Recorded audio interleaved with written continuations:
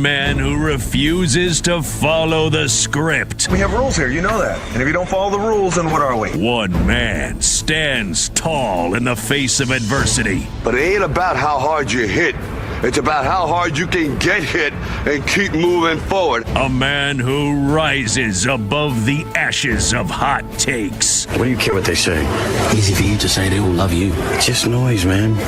You're really good at it.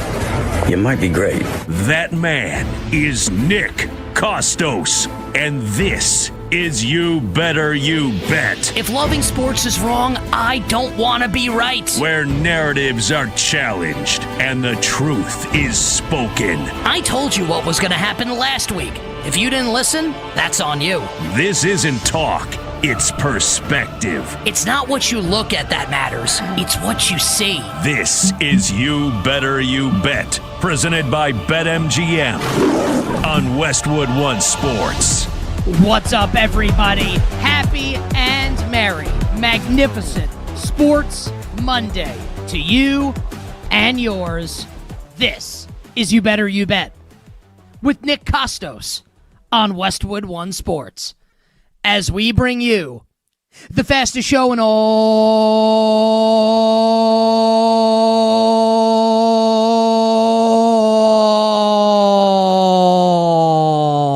of sports. The show presented today and always by BetMGM. Make it legendary by downloading the BetMGM app and visiting BetMGM.com. And on this Monday morning, the world of sports is buzzing. And we are going to get to all the big stories, including why this college basketball season is way more wide open than the experts and the pundits would have you believe. In fact, I'm going to tell all of you which top-ranked team in college basketball is on upset alert early this week. Oh, I can't wait to talk about it. College basketball wide open. We will get to it off the weekend that was next hour here on You Better You Bet. I am also, on this Monday, I'm going to tell all of you, our listeners, you, our viewers, about the athlete that did not win this weekend, who I think is poised to absolutely dominate his sport in 2026. I'll explain coming up in a little bit. And I am also going to detail for all of you the Cold War that will be, and I'm not talking about outside right now, where in New York City, it was like 45 degrees on Saturday. You would have thought it was spring break. Everybody's outside because it's 45 degrees. We think we've got a reprieve from the weather. Mother Nature says, no. She's a real son of a bitch, man. Snow overnight, more snow here in the Northeast. Anyway, that's not the Cold War I'm referring to, and hopefully you're warm wherever the hell you are in this great nation, this great world of ours. No, we've got a Cold War brewing in the National Football League, and in one division in particular. And I'm going to tell all of you why this Cold War, the winner of this Cold War, I think could go to the Super Bowl 61 next year in Los Angeles. Our bets for tonight will close the show, as they always do in the final hour, in the Power Hour. College basketball bets have been very, very good to us as of late. The NBA, not so much, so thankfully, there are no NBA games to bet tonight off of All-Star Weekend. But we do have a couple big games in college basketball tonight. Duke-Syracuse is not the biggest game in the world. Duke is almost a 20-point favorite. But hey, I've got a bet coming up in Duke-Syracuse tonight at Cameron Indoor. And the big one. And this is one where, oh yeah, Big Monday, gonna deliver in the Big 12. Just like last week we had Kansas and Arizona on a Monday night.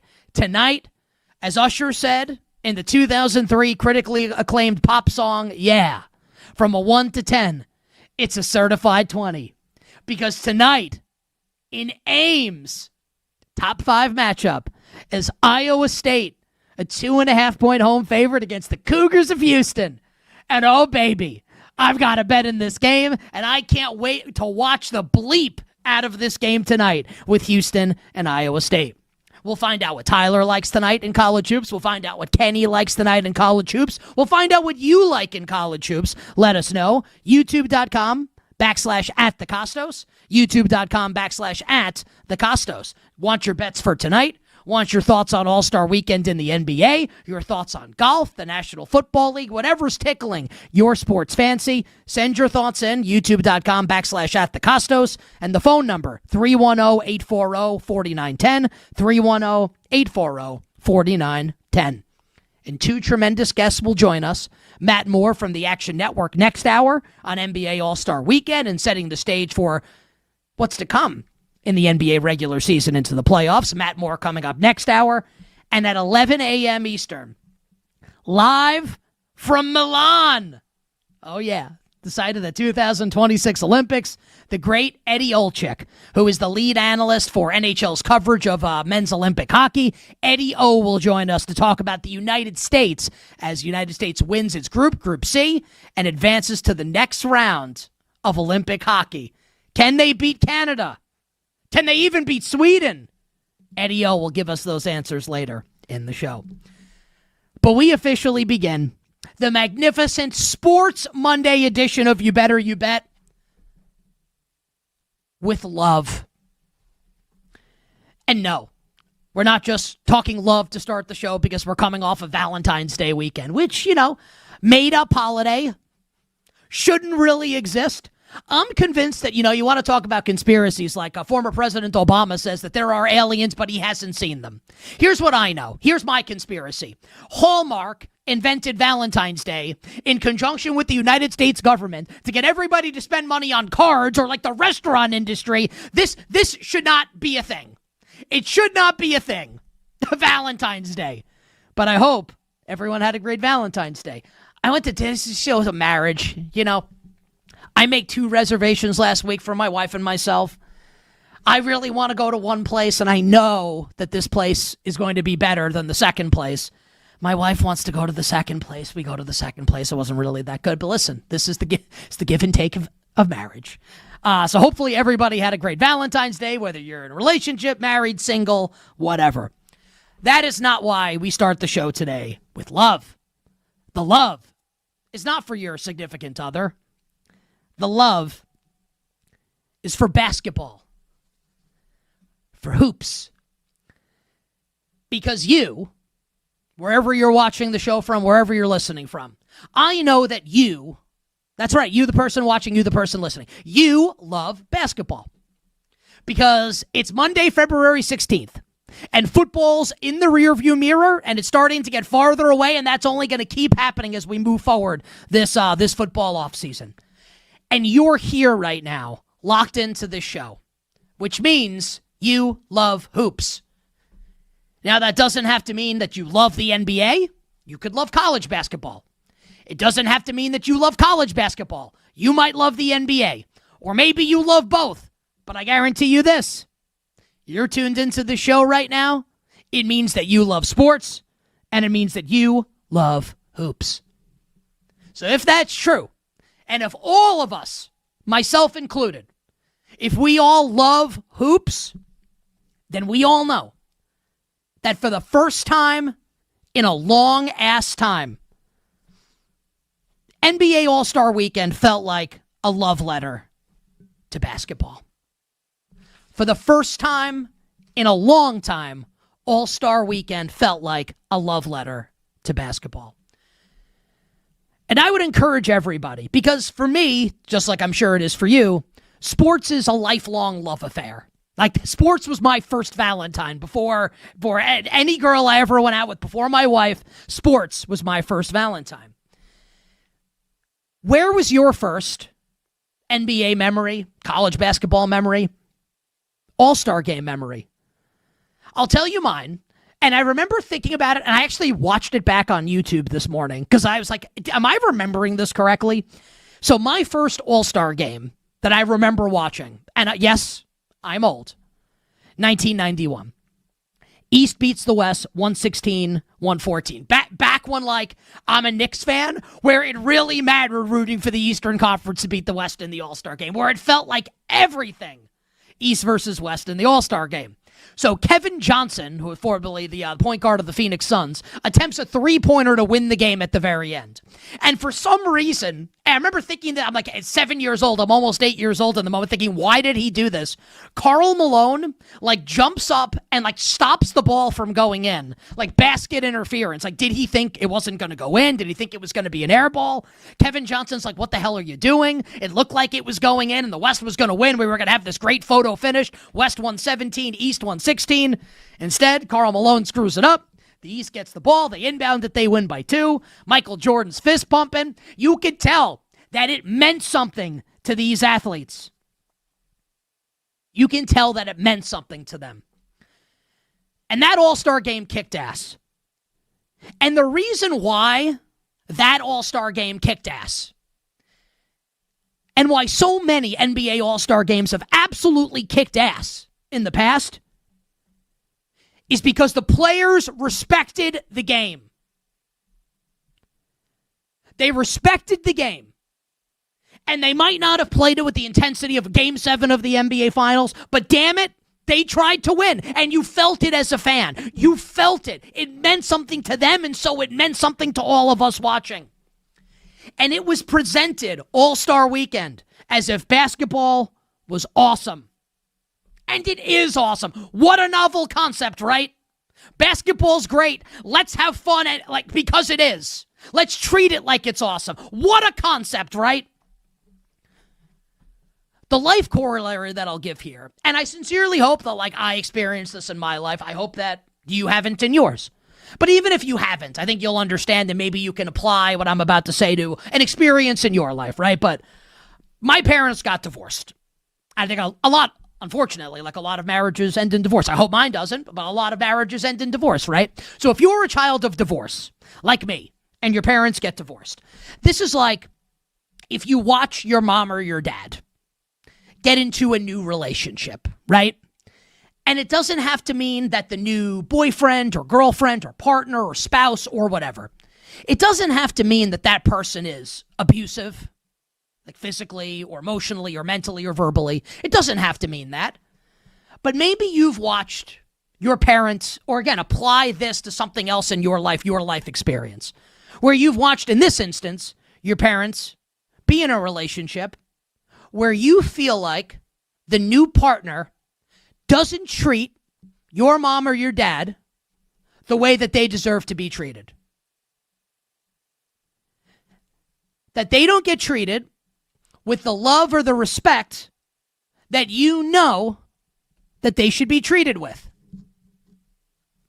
It's probably gonna, if you're an empathetic person, like a good son, a good daughter, in this example, that's something that's gonna stick in your craw. And it's something that's gonna piss you off. Even if you don't hate that person, hate that spouse, you can be angry and say, why isn't this better? Like, why is my parents settling for this? Why is this what it is? This can be so much better than what it is. And then one day, let's say it's Valentine's Day weekend. You see that spouse makes an effort and treats your mom, treats your dad the way that you feel like they deserve to be treated, with love and treated with respect. Enter present day. And let's turn it to basketball.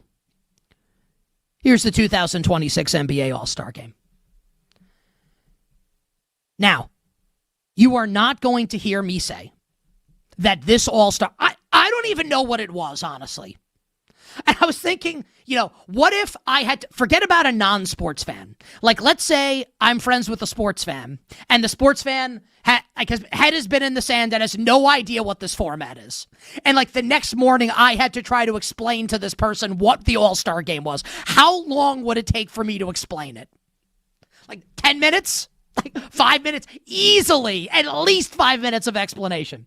I'm not even sure what the hell it was that I watched. I mean, I get it, the round-robin format with 3. I understand. It was also... It's a little complicated. I don't know that we need to complicate it to this degree, but maybe we do. So I'm not going to lie or BS all of you and say that the 2026 NBA All-Star Game, or games, plural, is going to go down alongside, the 87 All-Star Game, or the 91 game that I've referenced, or Magic Johnson returning in 92, or the crazy East comeback in 2001 with Stephon Marbury and Allen Iverson. I remember watching it. Or Michael Jordan's last game in 2003. Mariah Carey in the Washington Wizards dress. A seminal moment in the life of young straight men everywhere in this country. I'm not going to say that it was to that level, but I'll tell you what, it was way better than what we've gotten recently. Way better than what we've gotten recently. And the reason why it was better, it's because they treated it with respect. And it was like a celebration of basketball. Again, what a novel concept. Something that we all love is being treated with respect and being loved by the people that are participating in it. It is a guaranteed formula for success when it comes to basketball. And that perspective, right, that I just laid out, the prism with which we can view things through, doesn't it make the problems that the NBA is having right now, doesn't it feel a little different?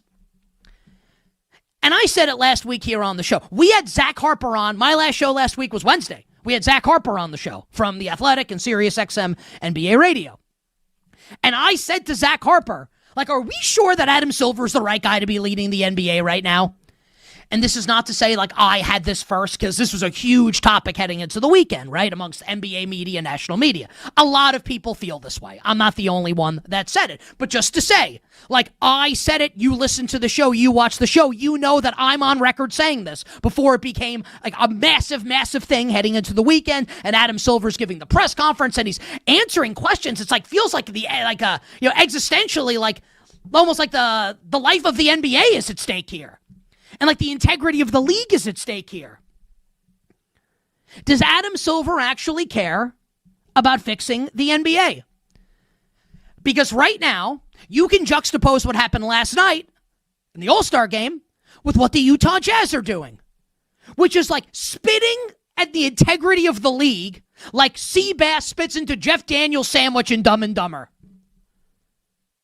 And his hat said, wine 'em, dine 'em, 69 'em, which I always think is one of the funniest things in that movie. Or like your Jamar Chase spitting at Jalen Ramsey and hoping the cameras don't find it. That's what the Utah Jazz are doing. And yeah, there's an argument to be made, sure, that the NBA, the system's broken. Because Utah's never going to attract the big free agents, and that's not an insult to Utah. Just is what it is, right? So in order for the Jazz to one day be great, like, they got to get Darren Peterson. They got to get A.J. DeBonsa, Cam Boozer, insert great college freshman from this year. And the way to do that is to lose games. And intentionally lose games. And look, they're taking it to another level, but tanking's been a problem in the NBA and load management's been a problem in the NBA for quite some time. And I don't claim to have, like, the grand fix, honestly. Like, I think you make the schedule shorter, you eliminate back-to-backs, but it feels like that's never going to happen. That feels like it'd probably be a pretty good solution. It does feel like we've reached a tipping point now. And that everyone collectively has had enough with the NBA regular season, this bastardized, perverse version of the NBA regular season. Something that we all love. And whatever the hell this is turned into and morphed into and degenerated into. And I'm happy about that. Because it should be enough. Because you see last night what happens when you love and respect the game. How much fun it can be. Like, we are all in. We love basketball. We're going to watch. Can you respect the product? Now, I want to be really fair. I'm not insinuating that the majority of teams in the NBA don't respect the product and that teams aren't trying to win. There are awesome regular season games all the time in the NBA. I'm not saying that every night sucks and every game sucks and that all teams aren't trying. That's not what I'm insinuating at all. But there's enough of it on a daily basis, and we can bring load management into the equation as well, where we can all say, like, this sucks. And it doesn't suck because basketball sucks. It sucks because the respect level isn't there. The respect level isn't what it should be. And I'm hoping now that kind of everyone's on Adam Silver's ass. And people are pissed. And now that there's some positive momentum actually coming out of NBA All-Star Weekend, that we're going to get this situated. And Silver's talking about hitting the nuclear option. Like, are they going to eliminate the NBA draft to dissuade tanking? No more lottery. I have no idea what they're going to do. All I know is they have to do something. Because it can't go on like this. And you saw last night, again, no one's asking for, like Michael Jordan to come out of retirement. That would be pretty cool. Better than him at the Daytona 500. To come out of retirement and play in the game. Like, that's not what this has to be. It doesn't have to be the greatest all-star game of all time. It doesn't have to go to triple overtime. It doesn't have to be that. Can the players try? Can there be a fundamental level of respect for the proceedings? For us. For basketball. The bar couldn't be lower. I think it's all we're asking for. And last night, and this weekend, you have to give the NBA a lot of credit. Because for as low as that bar might be, they cleared it. And they delivered. On the other side, we'll get into some of the principles, some of the players that made All-Star Weekend great, some of the stories that made All-Star Weekend pretty awesome, including Damian Lillard on a torn Achilles, like Kurt Angle with a broken freaking neck on Saturday night in the three-point contest. We are just getting rolling here. Magnificent Sports Monday. You bet Westwood One Sports with me, Nick Kostos, and you, whoever the hell you are, presented by BetMGM.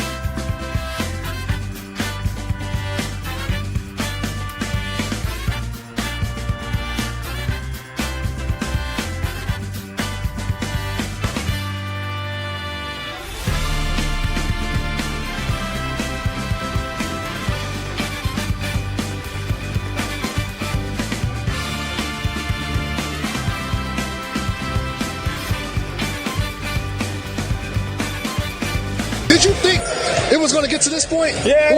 I'm not going to lie. Like I said a couple interviews ago, like Wemby, he came out playing hard. So, you know what I'm saying? We ain't finna let him outplay us. So, you know what I'm saying? We had to turn up. Now, back to You Better You Bet with Nick Kostos on Westwood One Sports. That the voice of NBA All-Star Game MVP, Anthony Edwards. This segment on You Better You Bet sponsored by Progressive Commercial Insurance, protecting your business vehicles 24/7. See if you can save at progressivecommercial.com, progressivecommercial.com. I found it fascinating and heartening that the two players most responsible, in my estimation, look, we can credit Kawhi Leonard, we will credit Kawhi Leonard, who had one of the great 12-minute stretches in the history of basketball, in the history of life. How many people have had better 12-minute stretches in life than Kawhi Leonard had during one of these weird round-robin quarter games that they were playing last night? We'll credit Kawhi Leonard. And there were players that showed up and showed out and gave a damn. It was pretty awesome. But there were two players last night in the NBA All-Star Game, which I think wildly exceeded expectations. And again, was it the best All-Star Game ever? No. But was it good? Yes. And what an improvement that is. Two players above all else that I believe deserve the credit. Number one is the guy that Anthony Edwards was referencing in that clip, Victor Wembanyama. Just consider for a moment Wemby's standing in the NBA and the way that we talk about him. And we, in this instance, can mean people in the media. We can mean huge sports fans. We can mean sports bettors. Or D, all of the above. Where Wemby, and this is a deep cut for the longtime fans of You Better You Bet, for the real ones, Wemby is somehow both now and next. And I'll just throw this question out, and I'll lay out for a second and give you the chance to answer in your own head. How many championships do you think Victor Wembanyama will win when it's all said and done? Provided health, obviously. You need him to stay healthy. Number has to be at least one, right? At least one championship coming for Wemby in San Antonio if he stays healthy. So he's like the next guy. And you can look at Cooper Flagg, and he's amazing, and is on a Hall of Fame trajectory already. And maybe Darren Peterson's going to be great, and certainly there are great young players in the NBA. But it feels like Wemby, out of all of them, out of all the mortals, Wemby is the alien amongst humans. Perhaps he's who Barack Obama meant when he said that aliens do exist. Also, great job by that interviewer not being like, how do you know? Just like, yeah, let's just go on to the next topic. Weird. Anyway, that Victor Wembanyama, who's going to be the next torchbearer, the flag bearer in the NBA, that he comes out in the first game, which is World versus, I don't know, one of the American teams, old or young, and Wemby starts balling out. And Wemby is, and Luka doesn't care, and Jokic is whatever, and SGA's not playing. Wemby's like, oh no. We're actually going to play this game here. And when he starts playing, it forces everybody else to start playing also. Victor Wembanyama doesn't have to care. He doesn't have to give a damn. If he went out there and he loafed, would anyone think any differently about him? No, we think of him the way we think about Jokic. Jokic doesn't care. Jokic is open that he doesn't care about this. Luka doesn't care. Kevin Durant doesn't. How many players don't care? But we'll get to Kevin Durant in a minute here. What a weekend for KD. Wemby doesn't have to care, right? So the fact that he does care means that he's worthy of praise in this instance. So Wemby's the first. The second player that deserves praise is Anthony Edwards, the MVP of the All-Star Game. Games, plural. And Edwards' story as it concerns the All-Star Game is actually a really cool one, where 2 years ago, during the skills competition in 2024, Anthony Edwards shoots left-handed. And in doing so, draws the ire of both current and former players, where Carmelo Anthony went on his podcast and ethered Anthony Edwards for disrespecting All-Star Saturday night. Victor Wembanyama was pissed at him for that. Like, how do you go out there and do that? And look, no one has to take the skills competition seriously enough like it's an Olympic event, but you'll have a little bit of respect for it, like shooting left-handed. It's like, who cares about this? Like, go do that. Go play horse in your backyard and shoot left-handed. So for Anthony Edwards to go from that, and no one's saying he's not a great player. He's been to back-to-back Western Conference Finals. But again, this is a respect thing when it comes to the All-Star game. He disrespected the game 2 years ago. And last night, a ton of respect for the All-Star game. And you love that from Anthony Edwards, who showed up and showed out. You had the sequence at the end of old versus young, stars versus stripes, whatever. Again, I could try to explain this until I'm blue in the face, and I don't think anyone really understands it.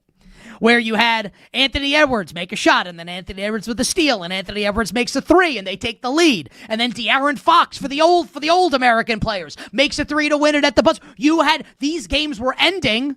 Scotty Barnes with the winner. You had these games ending in really fun fashion. Again, what a novel concept. How about Kawhi Leonard last night? Now, Kawhi, I wouldn't put on like the Anthony Edwards level MVP, or Wemby is the guy that kind of like made it all happen at the start of it. Kawhi Leonard had a turn the clock moment in this game, turn it back moment, where he took 31 points in 12 minutes. That is one of the great microwave in an all-star game. Absolutely on fire.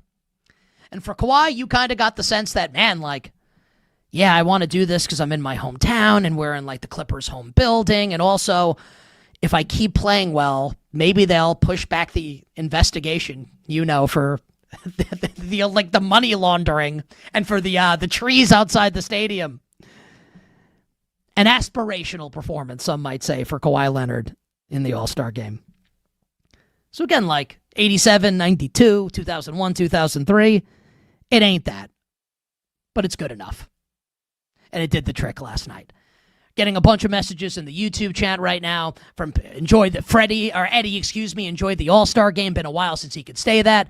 Pete says Ant and Wemby played the All-Star game like it was a playoff game. Like that's what you want, right? Because you love basketball.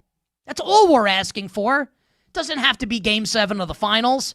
It doesn't even have to be a regular season game, but can it be what it was last night moving forward? I don't know, like keep the format, I guess. Just make it easier for everybody to understand next time. And I'll be a very, very, very, very happy camper. You bet on this Monday, Westwood One Sports. Nick Kostos here with you. I am on social media at the Kostos, TheKostos. You can follow the show on YouTube, youtube.com/@thekostos. Couple other notes, interesting things from All-Star Weekend in the NBA. How about on Saturday night? You want to talk about, this is like, I don't know if it's movie-style stuff, because it was just the three-point shootout, but it's still pretty awesome, right? Damian Lillard, who has a torn Achilles, right, is not playing this season. Like, the Bucks used the stretch provision. Great move by them, because Giannis is going to be out anyway. That's a story for another time. Used the stretch provision on Lillard. He goes back to Portland. Feel-good story. Also, he's not playing this year. Where Lillard participates in the three-point contest on a torn Achilles. And I understand he tore it like almost a year ago, but still not healthy enough to play. My dude shows up and wins the three-point contest. Does that get you going? Does it make you feel something as a sports fan? And if it doesn't, have you considered that you might be a sociopath? Like something's wrong with the wiring in your brain. If that doesn't make you feel something, that Damian Lillard wins the three-point contest. And also, by the way that this is like Malik Neighbors, the Pro Bowl, we're still good. Like, here's Malik Neighbors showing up and is the game MVP with the torn ACL. Like, what? Like, how does Kurt Angle wins the WWE Championship on a broken freaking neck? What? Triple H finishes the match in that tag team match, Triple H and Austin against Jericho and the guy whose name that you can't mention with a torn quad. What? Amazing. And it's not just that Lillard won it. It's how it happened, who he beat at the end, right? As this, it all kind of felt like, a changing of the guard a little bit in the NBA last night, where you had last night Ant-Man and Wemby stepping up as the stars, and then you had Lillard kind of being like, oh no, the old guy still got this a little bit on Saturday night, where Lillard outlasts at the end Devin Booker, who at this point is kind of like an old Ted, right? He's not old, but he's not new. He's not young in the NBA.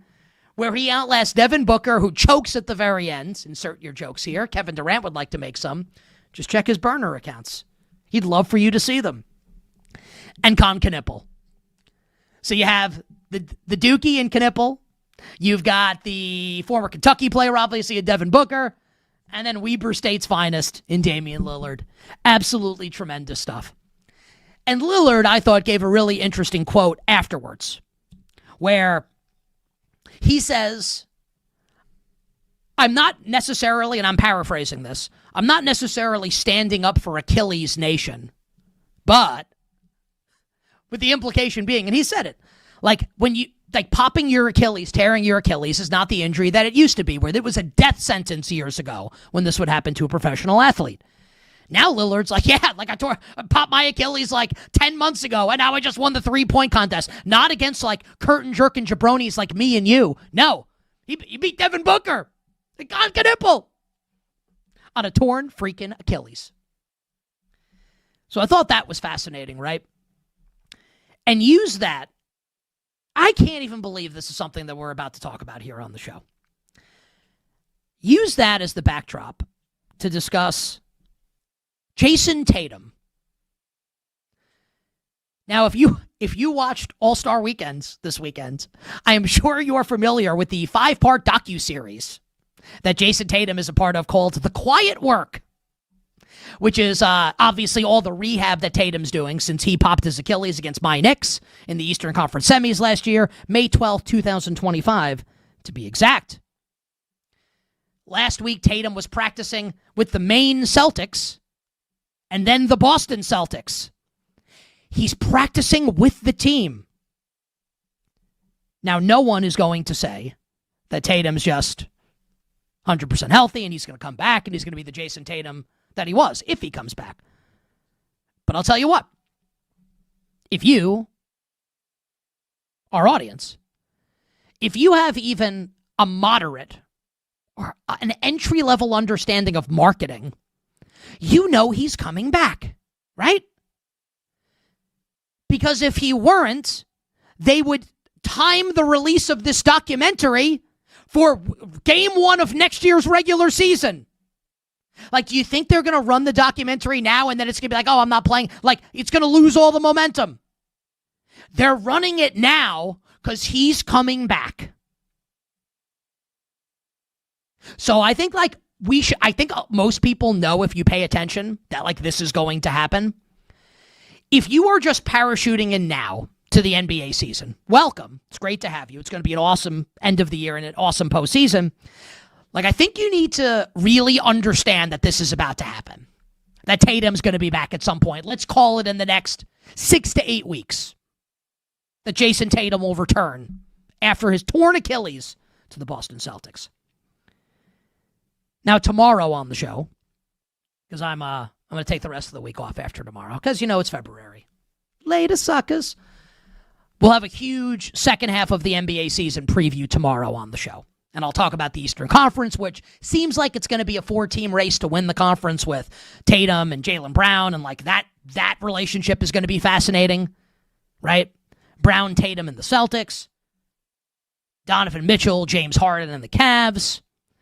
Cade Cunningham and the Pistons, who don't look now, but have the best record in the East right now, one of the best records in the league. And my New York Knicks. We'll do that tomorrow on the show.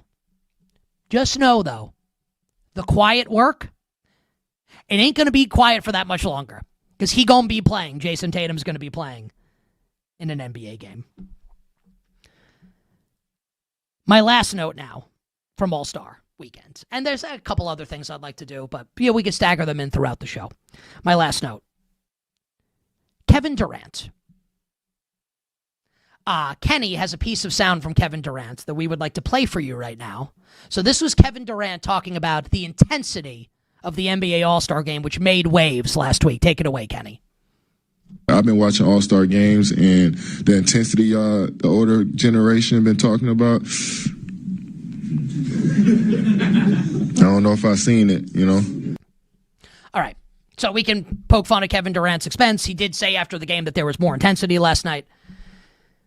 I don't even know how I'm supposed to broach this topic because nothing's confirmed, but I will just say, it feels like, as it concerns Kevin Durant, that where there's smoke, there may be fire. That there are burner accounts, and this just goes to show, like, money can't buy you peace of mind. And Kevin Durant, and I'm sure I don't want to judge him. He says he's really happy. All I know is this. He's got no wife. He's got no kids. He's got all the money in the world.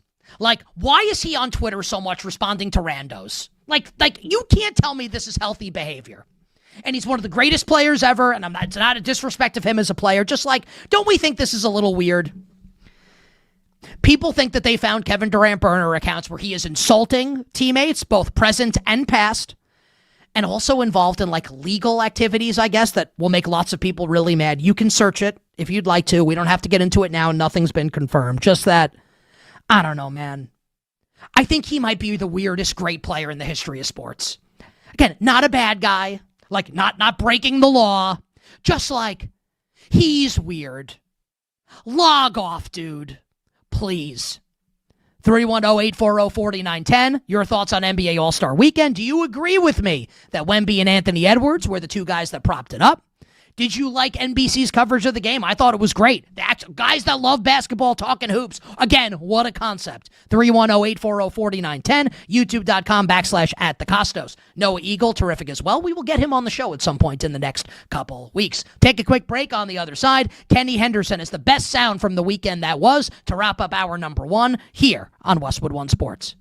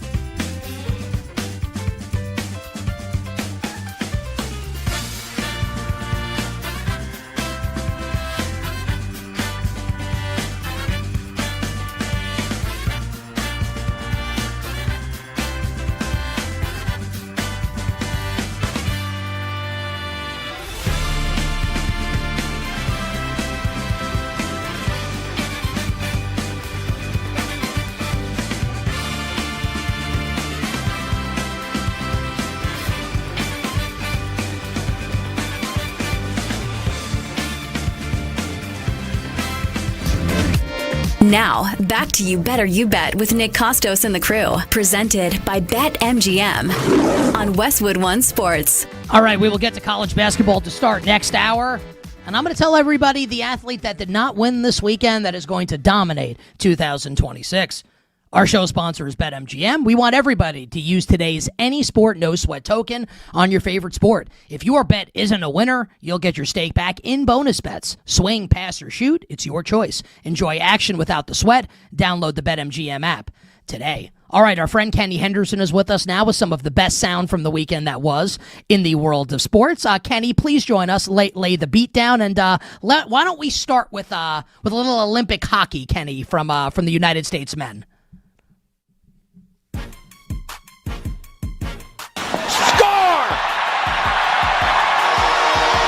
It is 5-0. United States. Sanderson the shot. Matthews cutting to the net.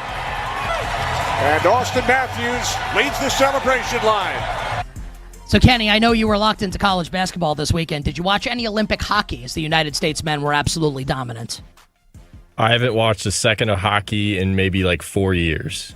Oh, all right. So Kenny, not a big hockey guy. So we love hockey in the postseason. We love Olympic hockey. Tyler, you were locked into college basketball as well. Any flipping to any of the NBC channels to watch our guy Eddie Olczyk, Tyler, calling the United States men thrashing Germany and Latvia this past weekend and Denmark? I'll actually one-up Kenny. I don't think I can name 5 hockey players in the NHL right now. So, no, I did not watch the NHL. I'm sorry there. I actually don't believe that because we bet hockey every postseason and you watch these games. So I don't believe that at all. So Eddie Olczyk's going to join us to start the final hour of the show live from Italy to talk about the United States as they enter the next round, the second choice on the odds board behind Canada. I'll tell you, nice to see Stone Cold Austin Matthews step up and actually do something in the final group stage game against Germany. I think he'll be the key to the United States potentially winning a gold medal. Kenny, what's next? Yeah, we had a big upset. Number 1, Arizona getting knocked off on Saturday in Tucson by the big game hunters, Texas Tech. Bradley gets it off, and Texas Tech will win it. They add to their impressive resume with another huge win as they knock off number 1 Arizona here in Tucson. So remember, it was all good just a week ago for Arizona. 23-0 entering last Monday night, the loss at the Fog to Kansas. Then another loss on Saturday night to Texas Tech, and we'll talk about this game to start next hour. Koa Pete for Arizona gets hurt in the game, and you can already feel it. College basketball fans, analysts turning on Arizona and Tommy Lloyd a little bit here. Lloyd! I don't know if anyone's going to want to write Arizona down on the old bracket to win the NCAA tournament. 2 straight losses now for the Wildcats. Kenny, we had a great piece of sound from the world of baseball. Set it up for us, please. Yeah, not a highlight, but we do have Manny Machado giving his thoughts on the Dodgers being aggressive with their spending. I love it. I love it. I mean, honestly, I think every team should be doing it. They figured out a way to do it, and it's great for the game, honestly. So I think every team has the ability to do it. I hope all 30 teams could learn from that.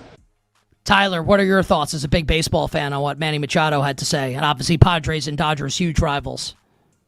I mean, I completely agree with them. I know everyone's saying, like, oh, this is bad for baseball. Like, your team can do it. I'm glad a player finally said it. I think it's amazing for the game, and I know the Padres wish they could do it. I mean, they kind of are doing it next to the Dodgers, but I thought it was a great quote, and I think more teams should do it. I completely agree with you. I'm happy a player finally said it. Kenny, you're a big baseball fan. Your thoughts on Manny Machado's comments? Yeah, I agree with Tyler. I think that there's way too many teams in Major League Baseball who just don't really, like, I'm a White Sox fan, so I understand it the most. Like, our owner does not care about spending money at all, and if he does, he's just going to get a retread player like we've had Ken Griffey Jr. and, like, Andrew Jones and Manny Ramirez join the team in their later years. Like, that's the kind of money that they'll go out and spend, so. To be fair, those are 3 Hall of Famers, but yeah, I get it, at the ends of their career. Everyone knows my opinion. I think what Manny Machado said is 100% right. I will say, if I were a Padres fan, how many are there? 6. I've never met one. I'm sure there are a lot of them. If you're a Padres fan, I don't know how thrilled I'd be with Manny Machado supporting your hated rival, the LA Dodgers. Hour 1 done, hour 2 for you coming up on the other side. We will start the hour talking about Arizona's loss to Texas Tech and what it means, grand scheme, this year in college basketball.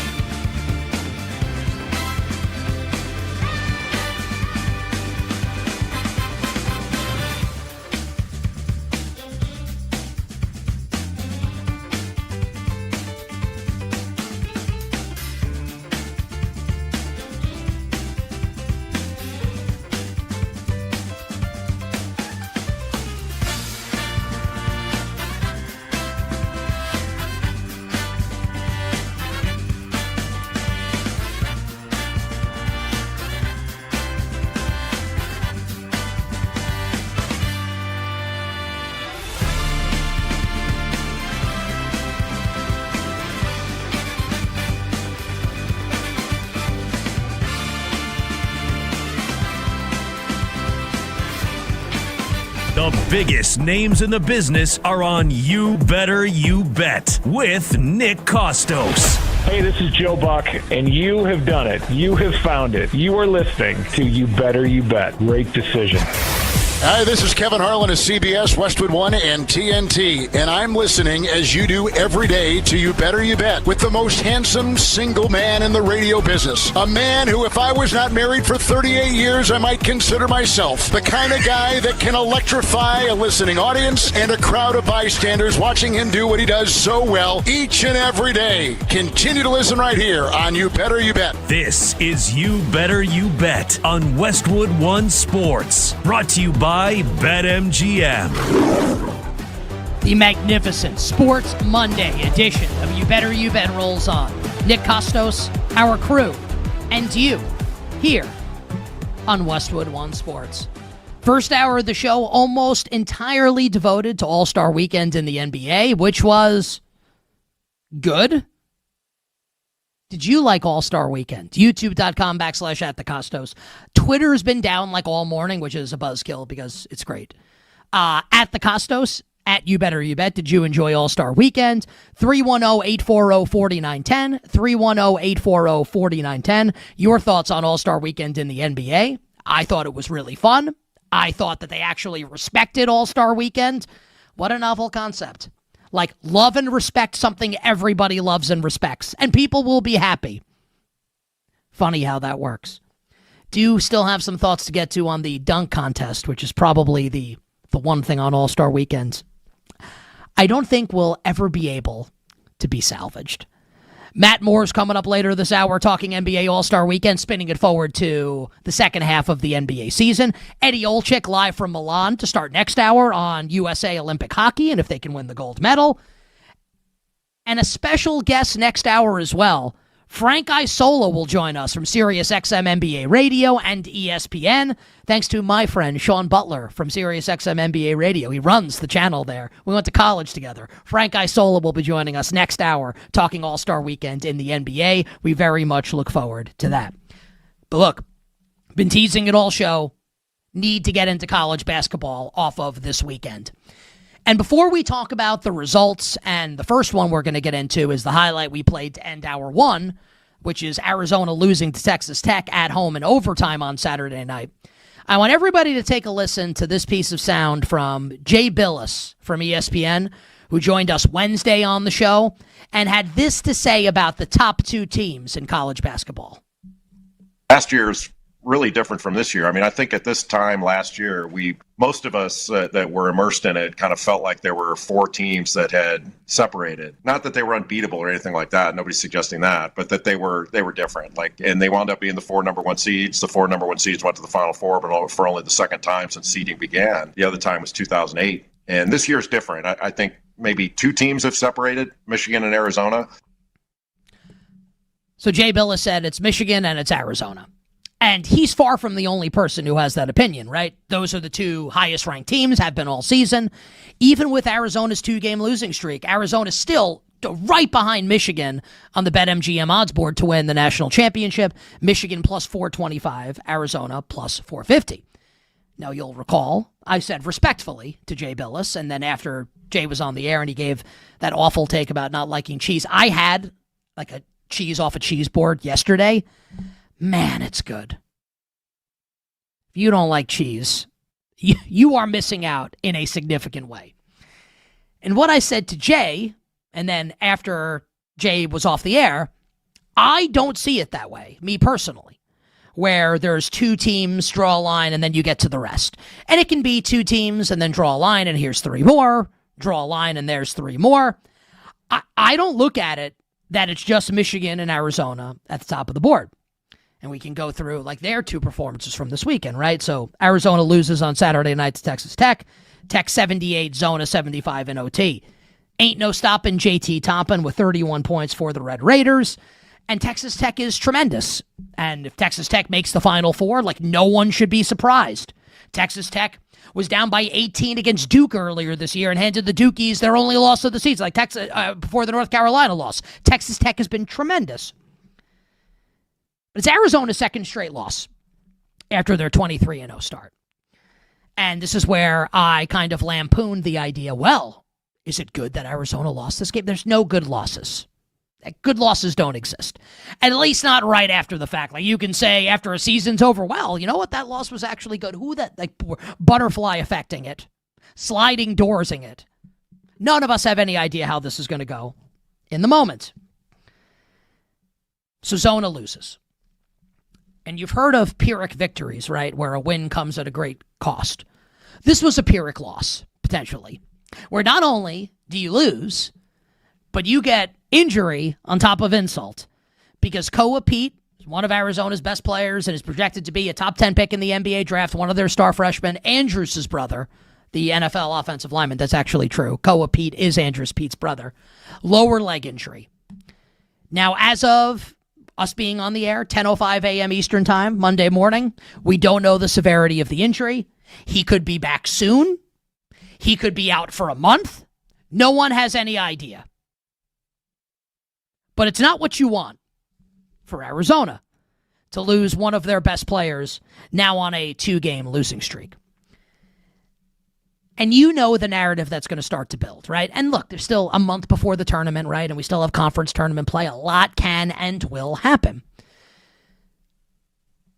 People are not going to want when the bracket comes out. And I would challenge you to kind of put yourself in these shoes, right? Here's a bracket. Arizona's a 1 seed. You have them winning the national championship? Like, forget about what the team is this year. Just what the book is on Tommy Lloyd. Lloyd! And the playoff and the NCAA tournament failures that Tommy Lloyd has had. And look, you're a loser until you're a winner. Like, there's nothing that says that Tommy Lloyd can't break through, and we've seen it happen in college basketball and other sports. Just that, I think this is going to be something that's going to follow him around a little bit until he actually breaks through. We saw this with Danny Hurley most recently with UConn. Like, was a loser until he wasn't, and UConn won back-to-back championships. I'm not insinuating that Arizona's going to win the title. They can. Just that, look, this is going to be the narrative likely heading into the NCAA tournament with Arizona. So Jay Billis says on the show, it's Arizona and Michigan. Arizona loses again. So let's whether you agree or disagree with this, right, wrong, or indifferent, let's take Arizona off of the top grouping for now. Just for now, while acknowledging that maybe they should still be in it. But just for now, 2 straight losses, we can take them out of the top grouping. That means that it's just the Michigan Wolverines. And Michigan, I thought, I was texting with some friends on Saturday morning and wanted to bet UCLA against Michigan on Saturday. I had Purdue. Shout out to me. I don't tweet a lot of picks anymore just because, like, you can't win. Like, you either win and, like, you're expected to win, or you lose and you're an idiot. So just like, yeah, like what a great and fun place betting Twitter is and betting on social media. Just saying. So people bet UCLA in that game. Final score, Michigan 86, UCLA 56. And this is not like a UCLA team that anyone will confuse with, O'Bannon and Toby Bailey and Jim Harrick and the team that won in the mid-90s. Like, that's not what it is. But UCLA is not bad. Like, Mick Cronin's the coach, has been to a Final Four. Donovan Dent's awesome. Like, UCLA's got good players. And Michigan just absolutely wiped the floor with them. Blandenberg, Cadeau, Johnson, McKinney. They are deep. Dusty May's an awesome coach, the American dream. Michigan's sick. Great coach, great players, a lot of great players, great depth. Michigan is a worthy favorite atop the board. I, though, personally, and I have the microphone and you can disagree. You can chime in on YouTube, on Twitter, 310-840-4910. I don't think it's just Michigan draw a line. There's way too many really good teams this year in college basketball. You bet on this Monday. Nick Kostos here with you, Westwood One Sports. Jay Billis actually agreed with me when I said, I think Duke might be underrated. Duke takes care of business this weekend. Clemson does cover the closing number with a 3-pointer. His time, like, that meant nothing from 16 to 13, but if you bet Clemson plus 13.5, you were very happy. Clemson covers the spread, but Duke with another win. Duke, almost a 20-point home favorite tonight against Syracuse. Duke with the likely player of the year in college hoops in Cam Boozer. I don't want to sleep on Duke potentially beating Michigan. I don't want that at all. I think Duke's awesome. How about Illinois, who took care of Indiana, beat the Hoosiers by 20 yesterday on a Sunday, and have tons. Like, you want to talk about depth? 5 or 6 really good players? That's the Illini. UConn's at 15-1. UConn's awesome. 15-1. Just shows you the depth this year in college basketball. And we got 2 teams that are playing tonight that are at the top of the board as well. Those teams are Houston and Iowa State. And they will hashtag renew acquaintances in Ames. Iowa State's a 2.5-point favorite in the game. I don't know who Kenny likes in the game or who Tyler likes, and they love college hoops and bet it every single day. We'll find out at the end of the show. I can tell you, I love Houston. Oh, but you want to give me 2.5 points with Kingston Fleming and Houston? Because that's the difference with Houston last year and the last however many years and this year. Houston can actually score the basketball. Like, I'll tell you what, this is all guaranteed to everybody.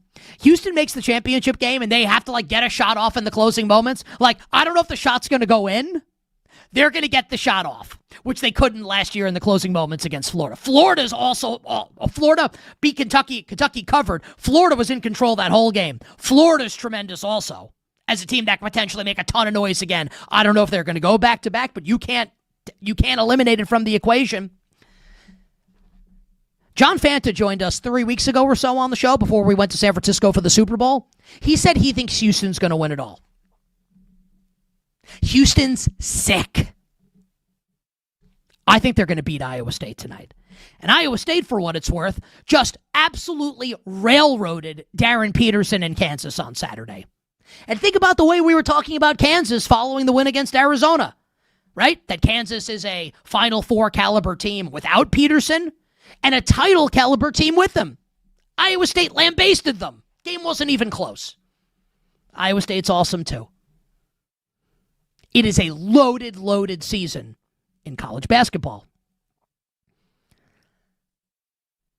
I said at the start of the show that there is a top-ranked team in college hoops that I have on upset alert early in the week. Tomorrow night, Tuesday, in college basketball, we have an absolute banger, and I hate the start time of the game. I wish it were later at night. Starts at 6:30. You can watch it on Peacock. As Michigan visits Purdue.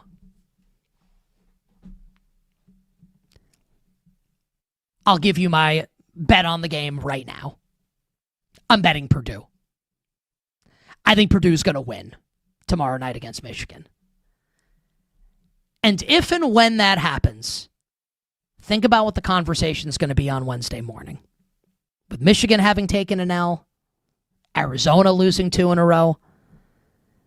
Again, I get the thought that it's Michigan and Arizona draw a line. The betting market has it that way. I don't see it that way. And I plan to bet conference tournament play and the NCAA tournament accordingly.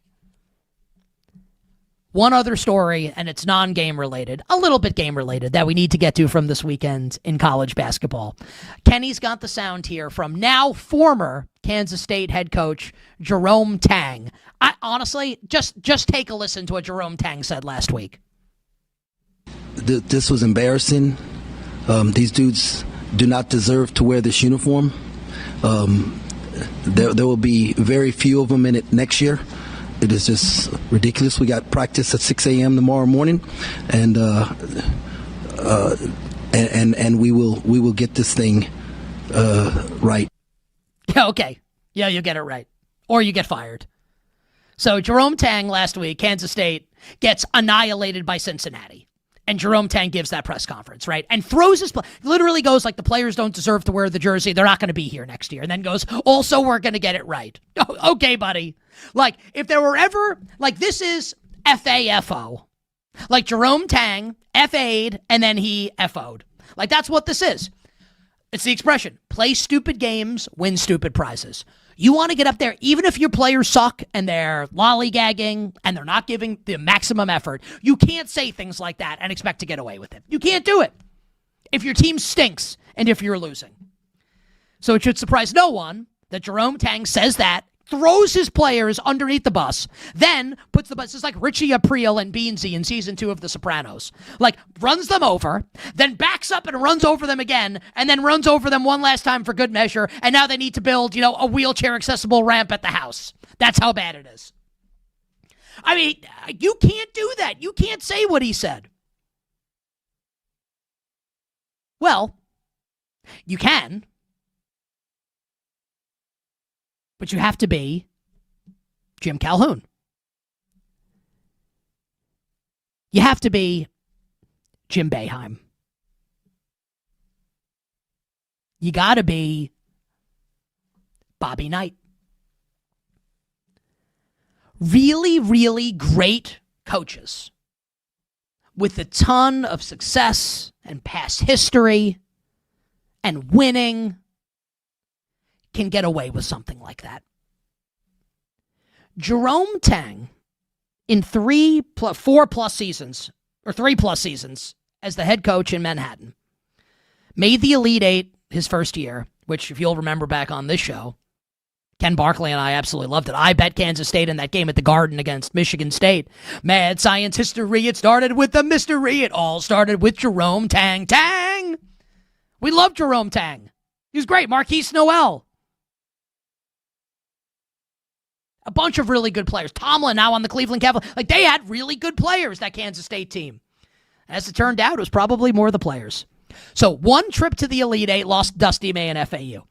Then the next year, bounced out of, not the NCAA tournament, but the NIT in the first round. 16-17 year 3, 10-15 year 4. See ya. Like, you want to win like 5 Big East titles and then call your team out? Okay. You want to make the Final Four and then the Elite Eight the next year and call your team out? Sure. How about having a couple winning seasons in a row? How about winning the NIT? How about getting to the second round of the NIT? How about finishing over 500? Then you can get away with it. And this is like, for the men out there in the audience, I guess for women, it'll be, I'll speak as a man, I'll speak for us. Hashtag us. I'm sure, like, we've all had this, right? Whatever your definition of hot is, whatever turns you on, whatever gets you going. You date a woman that you're really into, you're physically attracted to.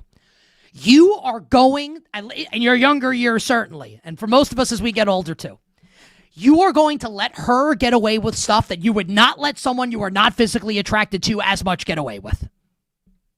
You can hear that and you can get really mad and be like, oh my God, how could he say that?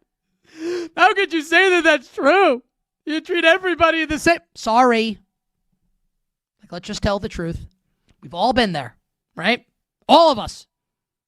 I have let women that I've been physically into get away with stuff that I would never let a woman get away with, that I'm not physically attracted to. We're talking relationships here. We're not talking like treating people like and friends in workplaces. That's not what this is. I'm talking romantic relationships.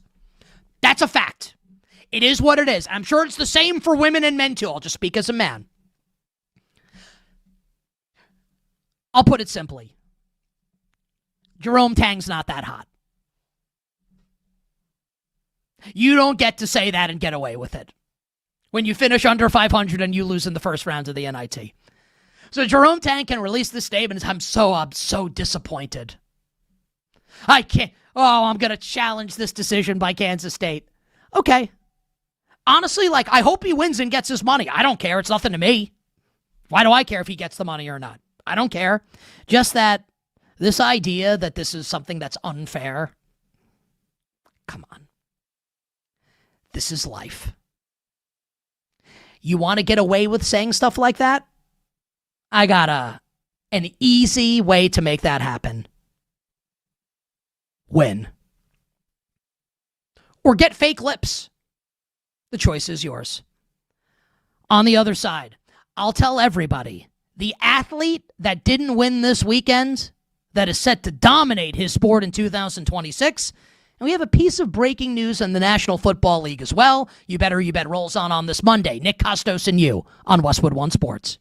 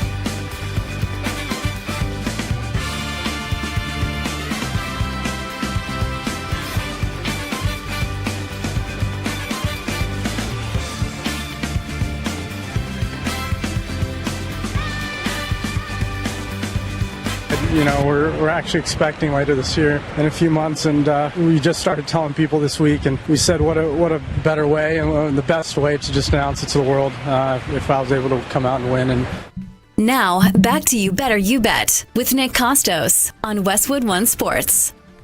Pretty good Sunday for Colin Morikawa. Wins at Pebble Beach, makes like $3.5 million, and announces to the world that he and his wife are expecting their first child. Congratulations to Colin Morikawa, who hadn't won a PGA Tour event since the Zozo. It's one of our favorites.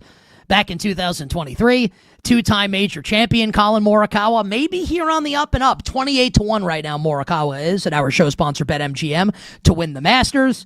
And that's the longest odds I think he's had pre-tournament in a long-ass time. And he ends up winning at Pebble Beach, holding off Minwoo Lee and holding off Scottie Scheffler. So Morikawa wins the tournament. And to the victors go the spoils and a bleep ton of money. And then he gets the announcement and he's emotional. And look, like I'm a dad, and like even if you're not a parent, I think you can at least try and put yourselves in the shoes of that person when you're excited to have a kid. Like, how great is that? Like, you feel really good for someone like that. So Morikawa is to use what our friend Chris Mack does, and Chris will be doing the show this week. Love our guy Chris Mack. He does like these 3 stars, and I love that gimmick that he does. And I say the word gimmick in a loving pro wrestling kind of way. Like, you're 3 stars. So Morikawa is the number 1 star of the weekend, technically, at Pebble Beach. But the real star, ultimately, is Scottie Scheffler. So Scheffler does not win, right, at Pebble Beach. But he absolutely, and I actually watched a ton of the final round coverage yesterday on Golf Channel and CBS. The wins were insane at Pebble Beach. And Scottie Scheffler nuked the course and shot 63 yesterday.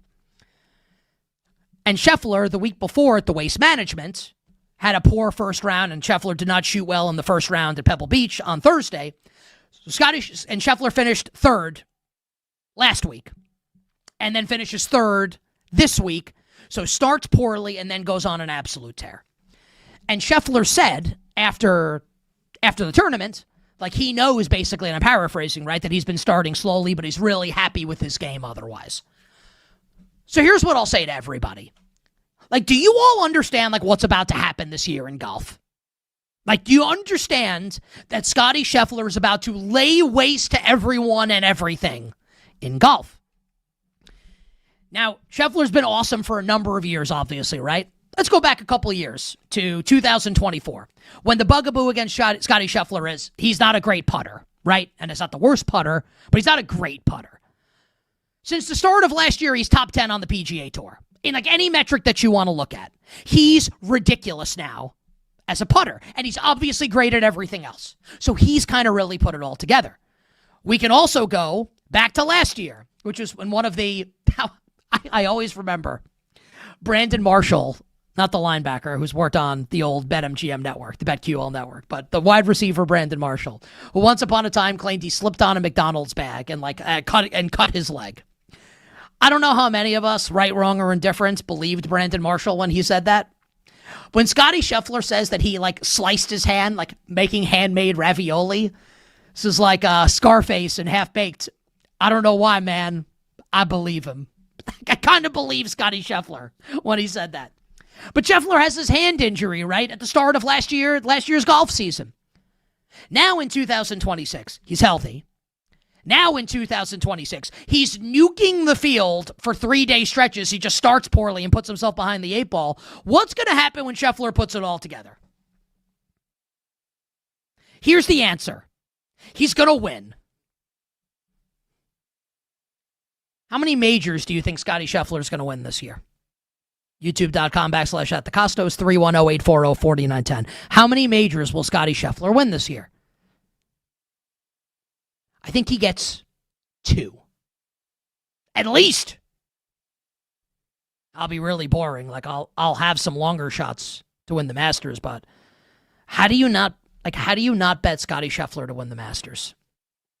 He's probably just going to win, right? If this is his form already. And Tyler is a huge golf bettor, writes in the chat, you'll bet the market like with no Scottie Scheffler in it. You can do that as well. Just think he's going to win. This last note on golf. If Scheffler wins a couple majors, like the Tiger stuff's going to start up again. Not that Scheffler can't get there eventually, but just to put things in perspective and how insane Tiger Woods was. Scotty Scheffler turns 30 later this year in July. Let's say Scotty wins 2 majors this year out of 4. That'd be pretty good, right? And if he wins the U.S. Open, he's got the career Grand Slam already. That would give him 6 by age 30. By the time Tiger Woods turned 30, he had 10. This segment on You Better You Bet is sponsored by Progressive Insurance. Save on commercial auto insurance from Progressive. Get a fast quote at progressivecommercial.com. Progressivecommercial.com. Want to sneak in an NFL news item that crossed the wire, a.k.a. social media, about 20 minutes ago. The Miami Dolphins are going to be in a cost-cutting measure, going to part ways with 29-year-old Pro Bowl pass rusher Bradley Chubb, who led the team with 8.5 sacks last year. Now, there will be a time to get into, who's going to sign Bradley Chubb, what kind of impact can he have. My big take on this, just hearing the news and reacting to it in the moment, think about what I said to all of you when the Dolphins hired Jeff Hafley as their next head coach, the former Packers defensive coordinator. We'll be able to judge John Harbaugh very quickly with the Giants. We'll be able to judge Joe Brady very quickly with the Buffalo Bills, Jesse Minter very quickly with the Baltimore Ravens. It's going to take at least 2 years before we're able to judge what Jeff Hafley's doing in Miami, because this is going to be, and it should be, their right to do. I don't know if they're going to pick the right players, get the right quarterback. This is going to be a full-scale rebuild in Miami, and you're seeing it now. And Bradley Chubb is the first domino that's going to fall. The big one is going to be Tua Tagovailoa when that happens. That'll be the big one. But let's not, confuse the situation at all. Miami is going to be bad next year. They are right to want to be bad next year, and there's no way they're not going to be bad. A multi-year rebuild is on the way in Miami. And this is the first sign that is fact. The Miami Dolphins parting ways with Pro Bowl pass rusher Bradley Chubb. We still have 3 guests that are going to join us today on this Monday. Frank Isola, SiriusXM NBA Radio and ESPN.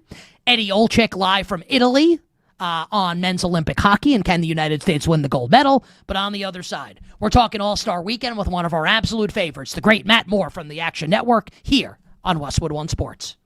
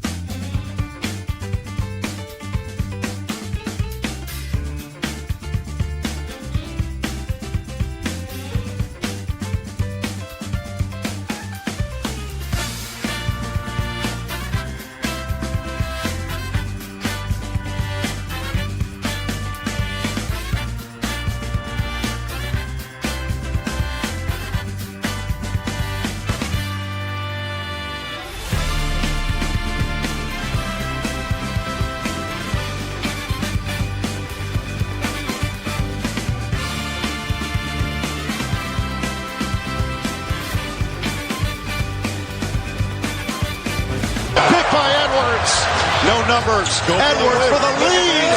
He's got it. 9 seconds left. Strikes.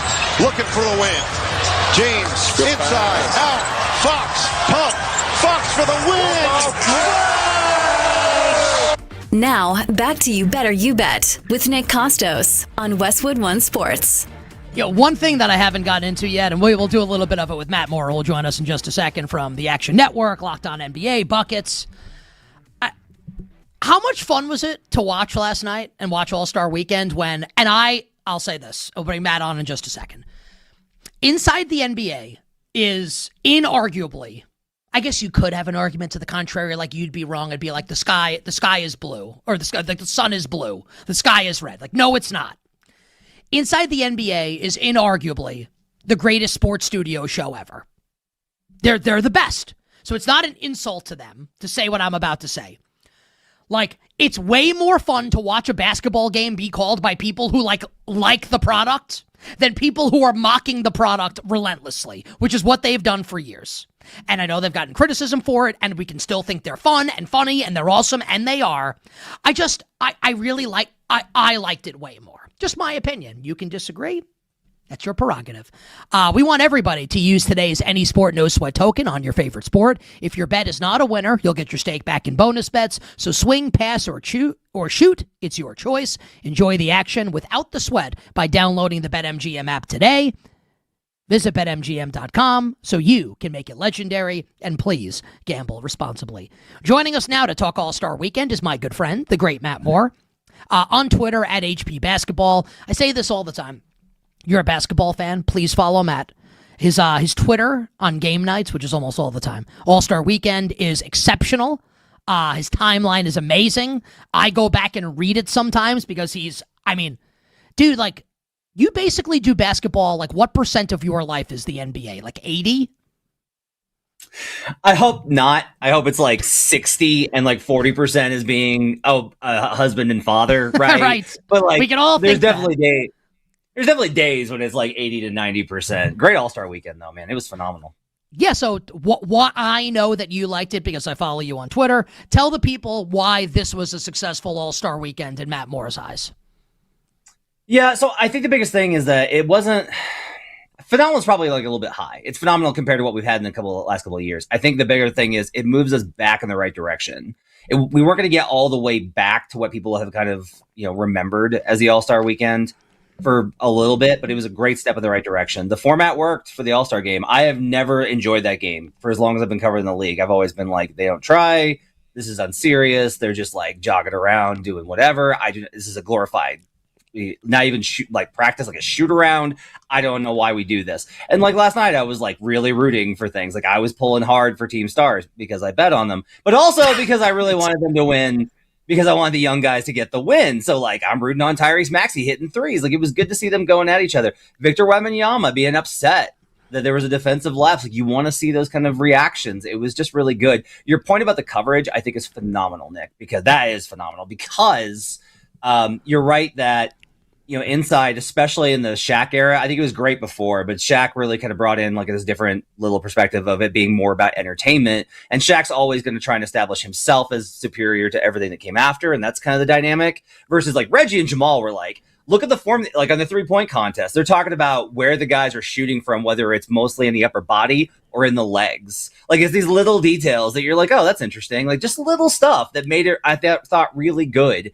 Overall, I think it was a really positive step for the league and a little bit of all right, we've turned the tide. Maybe we're on our way back now with the All-Star game and hopefully with some of the other issues that the league faces.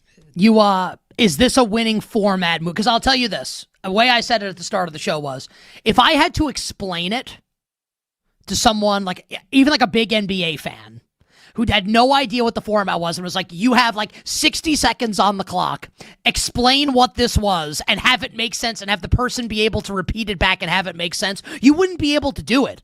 Like, is this format a winning format? Do they need to like what needs to happen? Because I agree with you. This is a good start. Now, like, what's next in your opinion? So I think the tough part here is like a lot of guys expressed this weekend they want to go back to East versus West. Like Cade was like, I want to do East versus West. I want to know what that's like because he's never played in it. And the question is like, can you trust the guys, right? Like, can you trust them to repeat this kind of performance after what they did? Like, has this set the tone enough? Have the players bought in enough to be able to trust them to not go back to their old ways? Are we seeing like this shift? I think you probably give it another year. I think the format works, especially for me. It's just as simple as like, have none of you done like a 3-on-3 tournament at some sort of festival? Like I've done these like 3-on-3 tournaments at festivals where it's like, yeah, it's like just like a 3-on-3 tournament, except it's 5-on-5. It's a round robin. Like two teams play, these three teams play each other, and then the two teams that were the best out of it play again. I think the format works, especially the world stuff. You could tell like Team Stripes was not losing to Team World. Like they were not going to do it. Like they were not going to let they played with something on the line. And even then playing the young guys versus the old guys had a little bit of an edge to it. The old guys just ran out of gas. Those little dynamics I think matter. I think it actually kind of separates it out, and it creates a little bit more of these guys are on my team, you're on yours. Versus when it's East versus West, it's so wide. I think that actually causes we're all kind of in this together. Having it more be like my guys versus yours, I think is a good dynamic for the game. We had so much going on this morning in sports and from All-Star Weekend that I haven't given an opinion on the dunk contest yet. I'll just say this very quickly. I don't even remember what year it was. It's like early 90s. I'm at my buddy Chris's house in Queens where we grew up, and he had a trampoline with like a small hoop, like not like a 10-foot hoop. We're kids at the time. And we did like our own dunk contest. It was the year that Brent Barry won with like the free throw dunk, but 93, somewhere in that range, maybe like a little after that. And I remember D. Brown, and I remember Harold Miner, Baby Jordan, right? And it was really cool. And I didn't watch Jordan and Dominique in like the late 80s. I was too young for it. Right. I would love for the dunk contest to be good again. I would love it. I actually think I think it can't be rescued. I think it's probably dead. Does Matt Moore see any way that the dunk contest could ever have juice ever again? And if so, how? Yeah, it's just going to take a different generation. I don't want to blame everything on LeBron. This one particular element I do, that we had this kind of streak of, Jordan was the best player in the league and he won a dunk contest, and Kobe Bryant was one of the best players in the league and he was in the dunk contest, and Vince Carter was one of the best players in the league and he gave one of the best, maybe the best dunk contest performance ever. It was a standard of like, if you are not a big man and you are one of the best players, you are in the dunk contest. And LeBron broke that. And I think that set the table for all the guys that came after him because they all grew up watching him. This is a big thing, is that you model yourself after the guys that you grew up watching. So like a lot of the guys coming in now that are guards are shooters because they grew up watching Steph Curry. But if Ant decides like, all right, I'll do it, like instantly we're back. Like we are back the minute that Ant gets into that thing. You need that level of power. You need that level of star power. And like, I don't like criticizing Can I say the this? guys. Can I say this? I actually want to take what you're saying a step further. Like, you're right. If Ant's like, I'll do it, we're back. I'll tell you what, I think the best dunk contest in my lifetime, I know you brought up Vince and his performance in that year is unbelievable, is Aaron Gordon versus Zach LaVine. Like, I don't even think it has to be Anthony Edwards. Can we get like Aaron Gordon and Zach, and I'm not saying like this version of Aaron Gordon and Zach LaVine. Can we get like pretty good players? It doesn't have to be the best players in the league. Right. And I think we'll all be in. Yeah. I mean, look, AG and LaVine were both lottery picks, but they weren't number ones. They weren't like apex guys, but they were also like spectacular. Like they were incredible athletes that you could recognize, and they did bring something to it. Now, I think Kashab was really good this weekend. Again, I think that because I bet on him plus 360, but also because I think he was really good. I thought that. But like, who cares though? Like that's the problem, right? Like, Jace Richardson almost killed himself on that dunk. I mean, I'm being a little dramatic there, but I mean, how is he not concussed? It's just like, I'm sorry to say this. I mean it. I mean that sincerely, not to set up to a joke. Like, I don't care about Kashad Johnson. Sorry. This is the problem.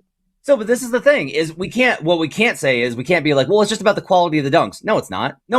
These dunks this weekend were awesome. You have to care about the guys in it.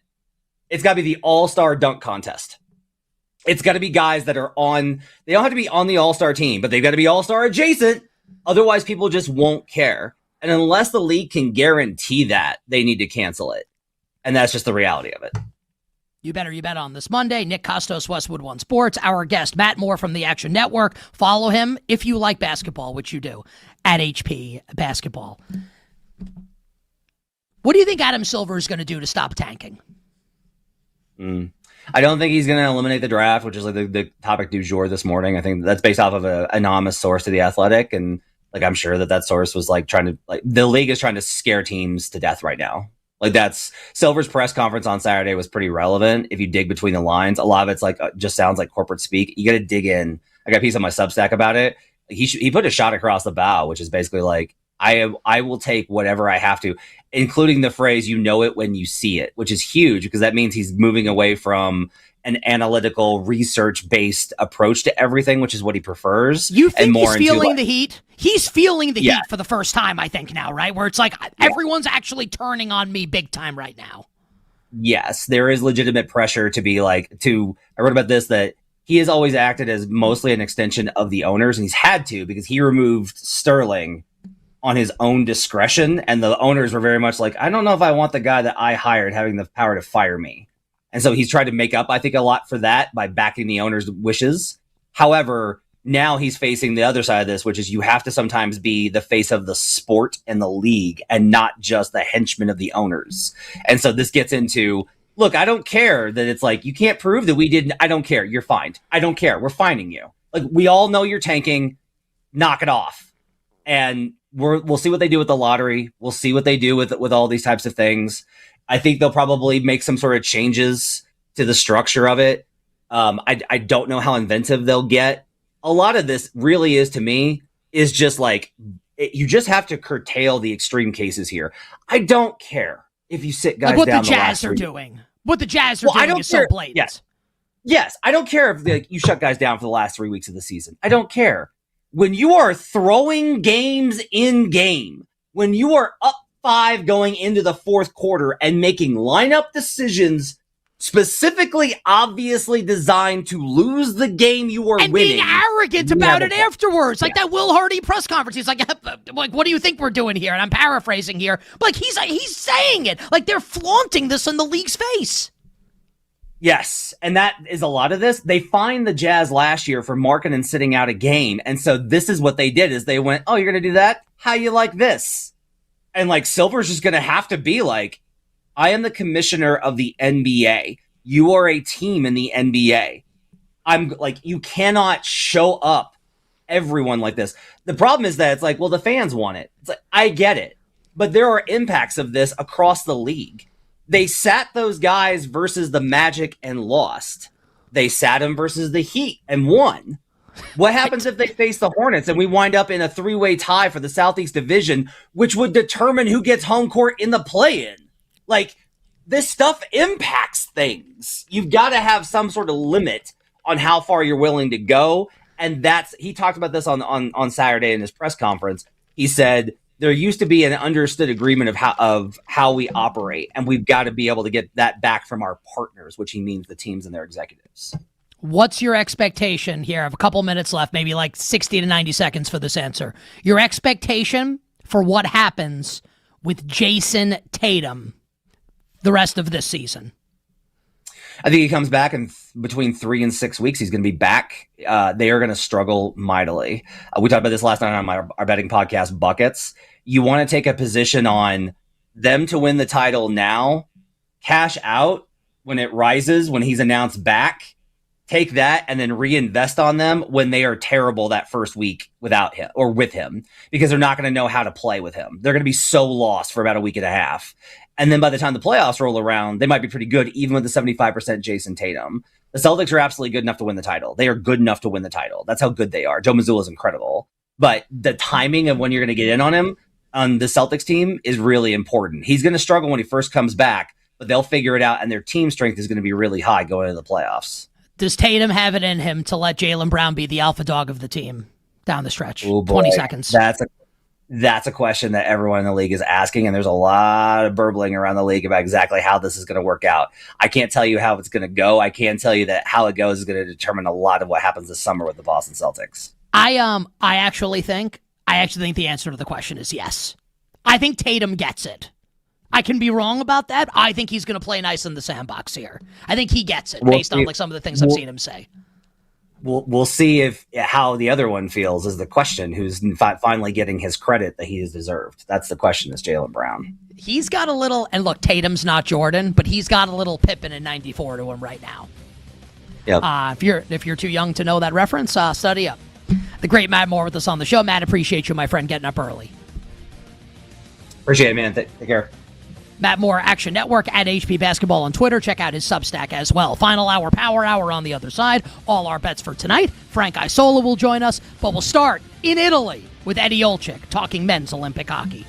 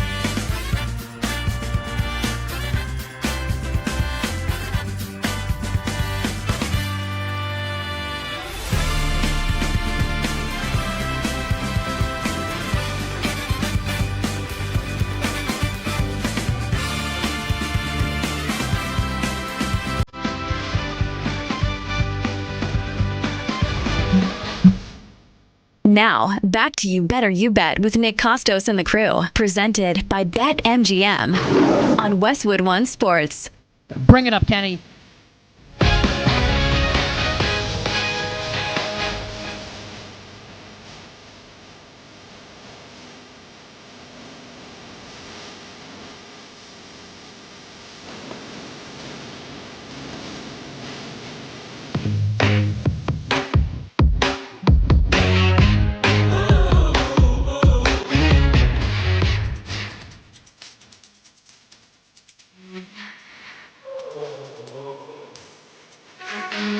Final hour.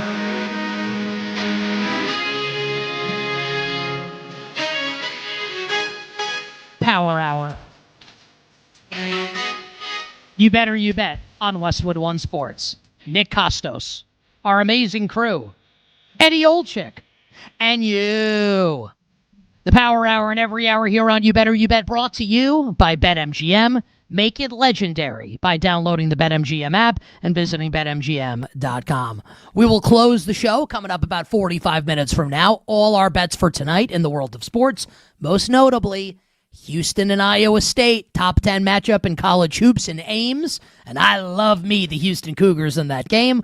We'll find out what Tyler thinks, what Kenny thinks at the end of the show. Frank Isola still to come from ESPN and Sirius XM NBA Radio on All-Star Weekend in the NBA. I thought it was a huge success, and to help us preview the second half of the NBA season. But joining us right now, and being sincere, you want to talk about like the Mount Rushmore of You Better You Bet guests over the years. There's a lot of great ones, right? I don't know if we can beat Eddie Olczyk from a hotel room right now in Italy, joining us to talk about men's Olympic hockey. I thought this was going to be a phoner, and Eddie, I'm not lying. Eddie texts Tyler. Bill's on vacation this week, so Tyler's executive producing the show, and says, "You know what? I'm going to make video work." No big deal. He's only in Italy and is the lead analyst for NBC's coverage of Olympic hockey for the men's national team. Eddie, you are absolutely the best. Thank you for joining us. How's it going? Hello, Nick. Look at anybody that knows me out there, and you know me well. I'm not exactly savvy when it comes to the technological world that we live in. So right now, you added my at right least foot one is in syllable there. You added at least one syllable to that word, which is great.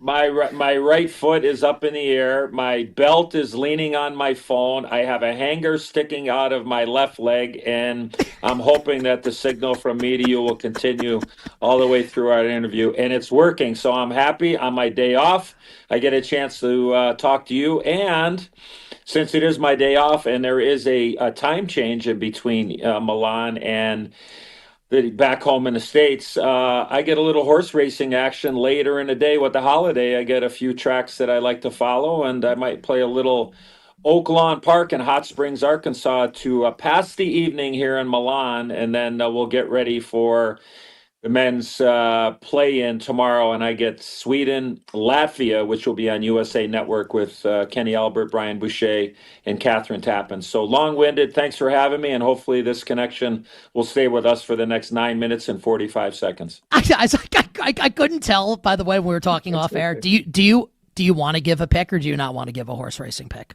You don't have to if you don't want to. You know what? I Probably not right now, but okay. Maybe by the end of the show I could text you, and maybe people can get their feet wet a little later today. How's that? So you haven't done your handicapping yet is what it comes down to. You don't know who you want to bet. Oh, I've done my handicapping. All right, you know what? I like the 5-horse and race 10 at Oak Lawn today. How's that?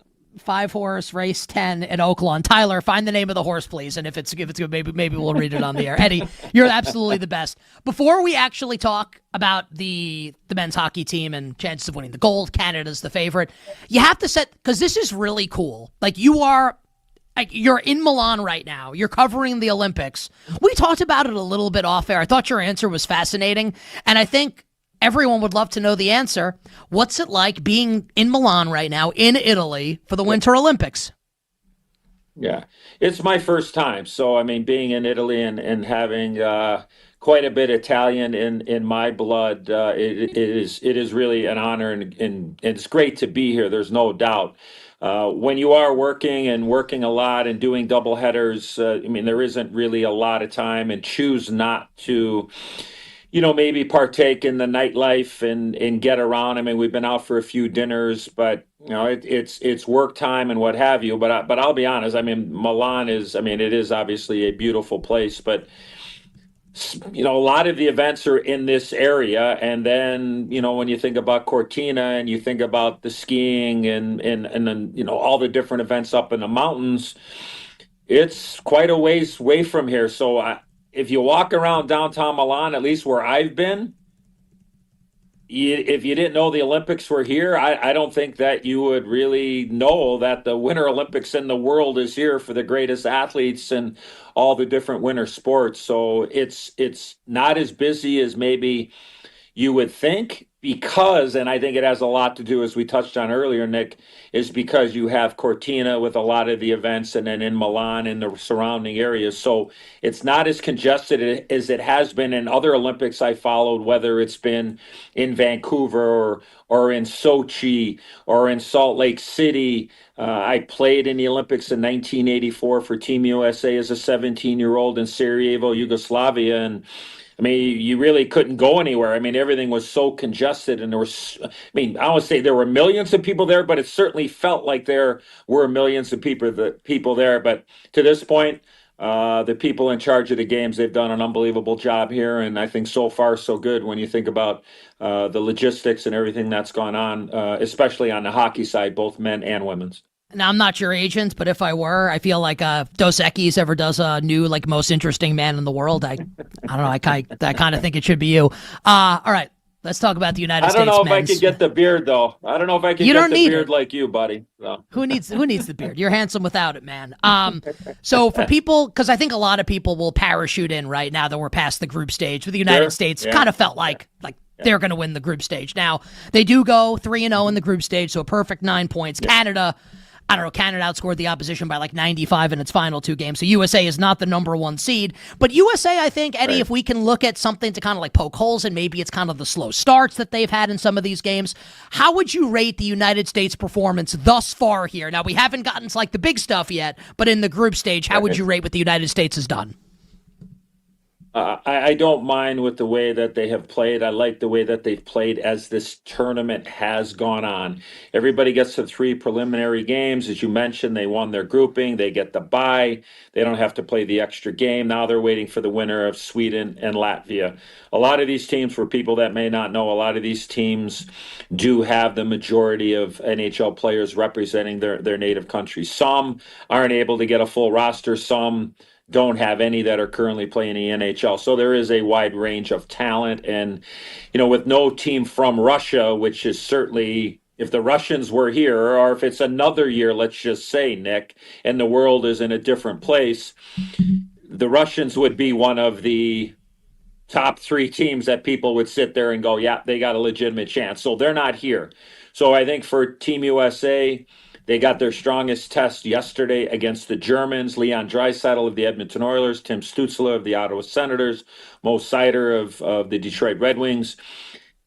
Team USA defended really well, and they got a huge goal late in the period to give them a 1-0 lead. And I think from then on, they just shut down Germany. So I think it was their hardest test. I think they passed it with flying colors. Now they got to worry about the winner between Sweden and Latvia, and then figure it out from there. So there will be 8 teams remaining on Wednesday when Team USA plays, and we will be on that broadcast on Wednesday night, and looking forward to seeing how Team USA plays in their next game. So I'm good with the way that they've played. Better as the tournament goes on, and in the Olympic Games, that's exactly what you want. Eddie, we can get to Canada in a little bit here, but the betting market would have you believe, right, that besides for Canada, that Sweden might be the biggest threat to the United States potentially winning a gold medal. So if Sweden beats Latvia, the game will be United States-Sweden in the next game for the Americans. Do you see it that way? And how would you, because we think USA would beat Latvia. Not definitely, but we think so. Unless George Costanza's playing for the team, we'll see. A potential United States-Sweden game, how do you think that would go for the Americans?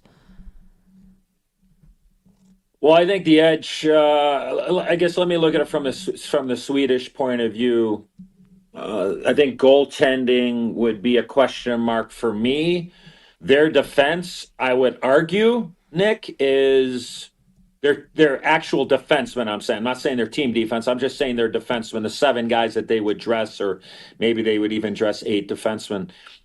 They're probably as good as any country in the tournament. So if you can defend and if you can keep the games close, you give yourself a chance to win in a single elimination, which would be the quarterfinal. As I mentioned, there will only be 8 teams left once we get to that game, regardless of who Team USA plays. But Sweden would be the overwhelming favorite against Latvia. The question mark with Team Sweden is as I mentioned, the goaltending. But I think that they're very formidable because they do have some guys up front that can really score. If you think about it, in game 1, and I can't remember who Sweden played, I think it's really irrelevant. Philip Forsberg, who has been a really good player for the Nashville Predators for a very long time in the National Hockey League, Nick, he got one shift the first game that Sweden played because you dress 13 forwards, and if you have 4 lines, obviously there's going to be an odd man out. He came back the next game and played 9 or 10 minutes and played very well. So they do have depth up front as well. So I think it's going to be a tough game, but you know what? I think that Team USA could use a game like that. But to me, I think they have the edge in goal, and I think it's going to be a tight game. I don't think it's going to be one of those type of games where somebody's going to get up 2-3 goals and all of a sudden you're going to have to play from behind. Now, anything can happen when it comes to Olympic hockey or hockey in general. The puck bounces a different way.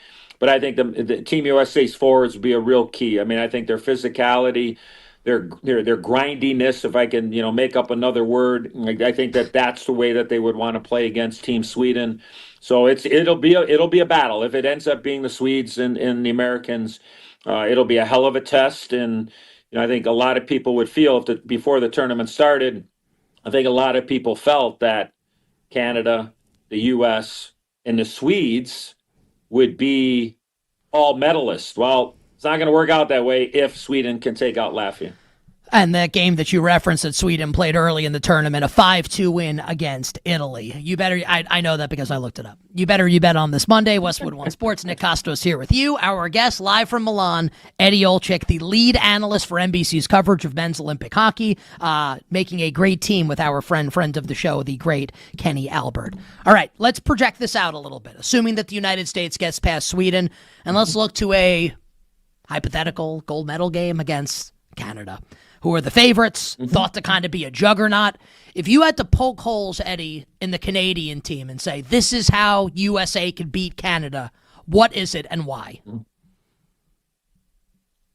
Well, I don't know if they have many holes. The interesting dynamic has been, and John Cooper is a Stanley Cup champion coach with the Tampa Bay Lightning, and he's the head coach of Team Canada, and I think in game 2 of this tournament, he loaded up. And what I mean by that up front is he put together a line of Connor McDavid, Nathan McKinnon, and Macklin Celebrini, who is a superstar already in the National Hockey League in his second year playing with the San Jose Sharks.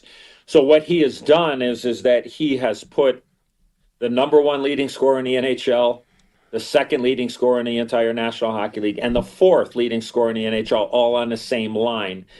Now, yesterday he went away from it a little bit, but he went to it a couple of different times. So I think what he has said is that if we think we need to put our major and our most lethal line together at times, we're going to do that, or I can keep those guys separated so they're much harder and much tougher to defend.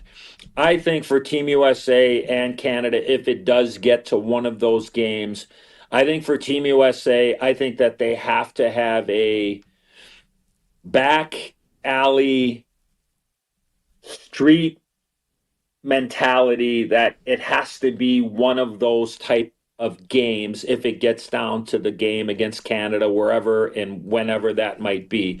I don't know if Team USA would want to get into a track meet, a wide open type of game when you look at the forward power and some of the defense for Team Canada.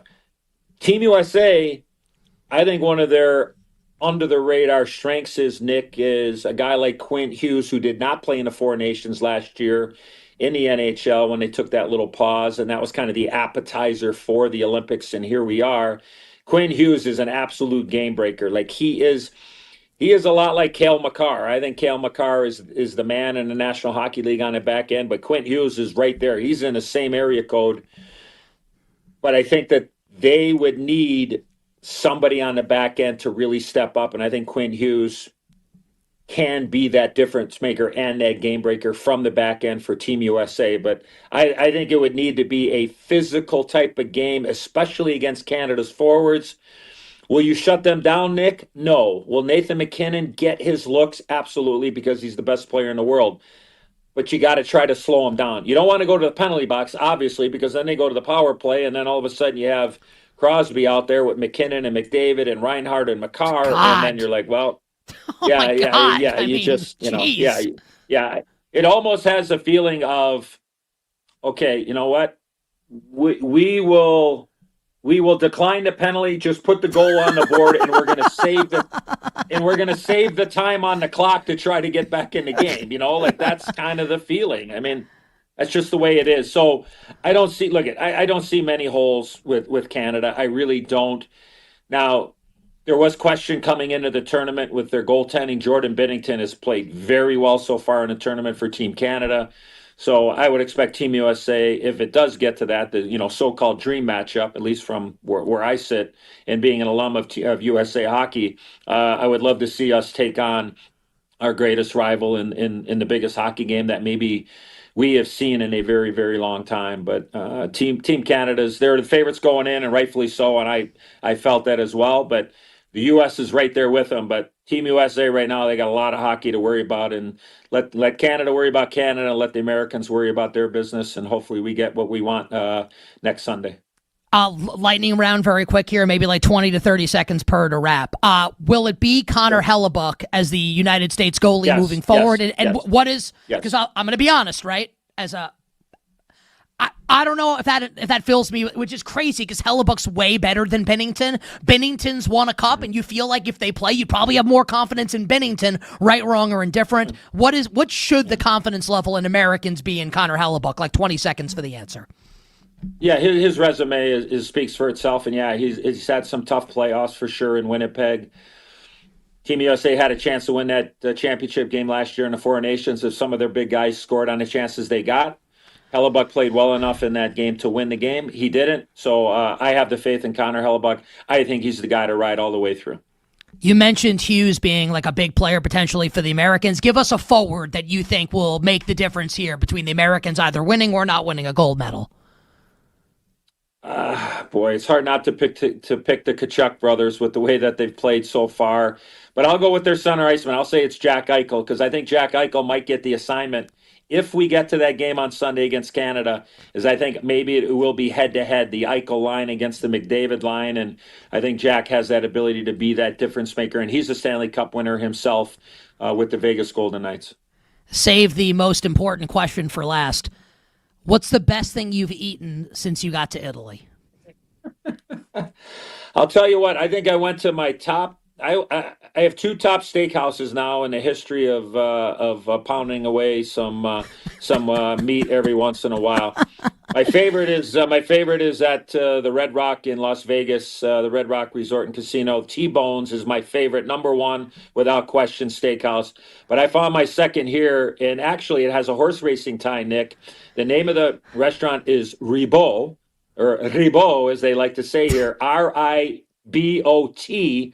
And it is named after a horse that ran here in Milan back in the 50s that I think, the way that I was reading the menu, is that the horse won I think 16 races in a row, and there is pictures all over the restaurant of this famous horse. So, and let me tell you, the presentation, the pasta before, and then the T-bone that I had and the way that it was prepared, it's top two in my book for what's that worth. So I'm going to say the Steakhouse Ribot here in Milan. A British-bred, Italian-trained thoroughbred racehorse who won all of his 16 races, including the Arc de Triomphe two times, considered by many experts to be one of the best horses ever. Eddie, I'll tell you sir, what, the steak is pretty damn good too. I'll tell you that. That's well. pretty Who cares damn about good. who cares about the horse? Give me a good piece of steak. Eddie, you sir are a gentleman and a scholar, and the horse, by the way, Oaklawn Race 10 horse numero 5. Expect the best. We always expect the best from you, Eddie, and somehow you always deliver. I'll have a great call with Kenny coming up of U.S. and Sweden. You know we'll be watching for the rest of the tournament here, my friend. Thanks, Nick. Great to be with you, and enjoy the new time slot. I know it's good on the family, and you deserve it. Good luck. My friend, just the nicest guy of all time. And also, I'm a Rangers fan. Stanley Cup champion, 1994. My friend Eddie Olczyk joining us here on You Better You Bet. NBC's coverage of the Olympics, period, has been great. Olympic hockey has been sensational. Eddie, Kenny Albert, and company have you covered. Can't wait to watch the rest of it, hopefully culminating in a gold medal for Team USA. We'll take a quick break, and on the other side, Frank Isola of ESPN and Sirius XM NBA Radio on All-Star Weekends and the second half of the NBA season, here on You Better You Bet, presented by BetMGM.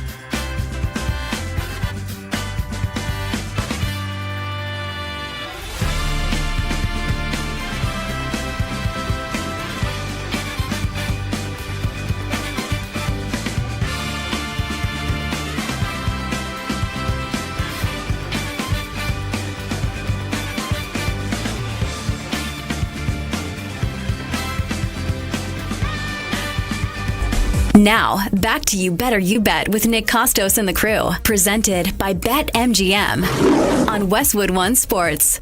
Appreciate our friend Eddie Olczyk joining us live from Milan from his hotel room. How great is Eddie Olczyk?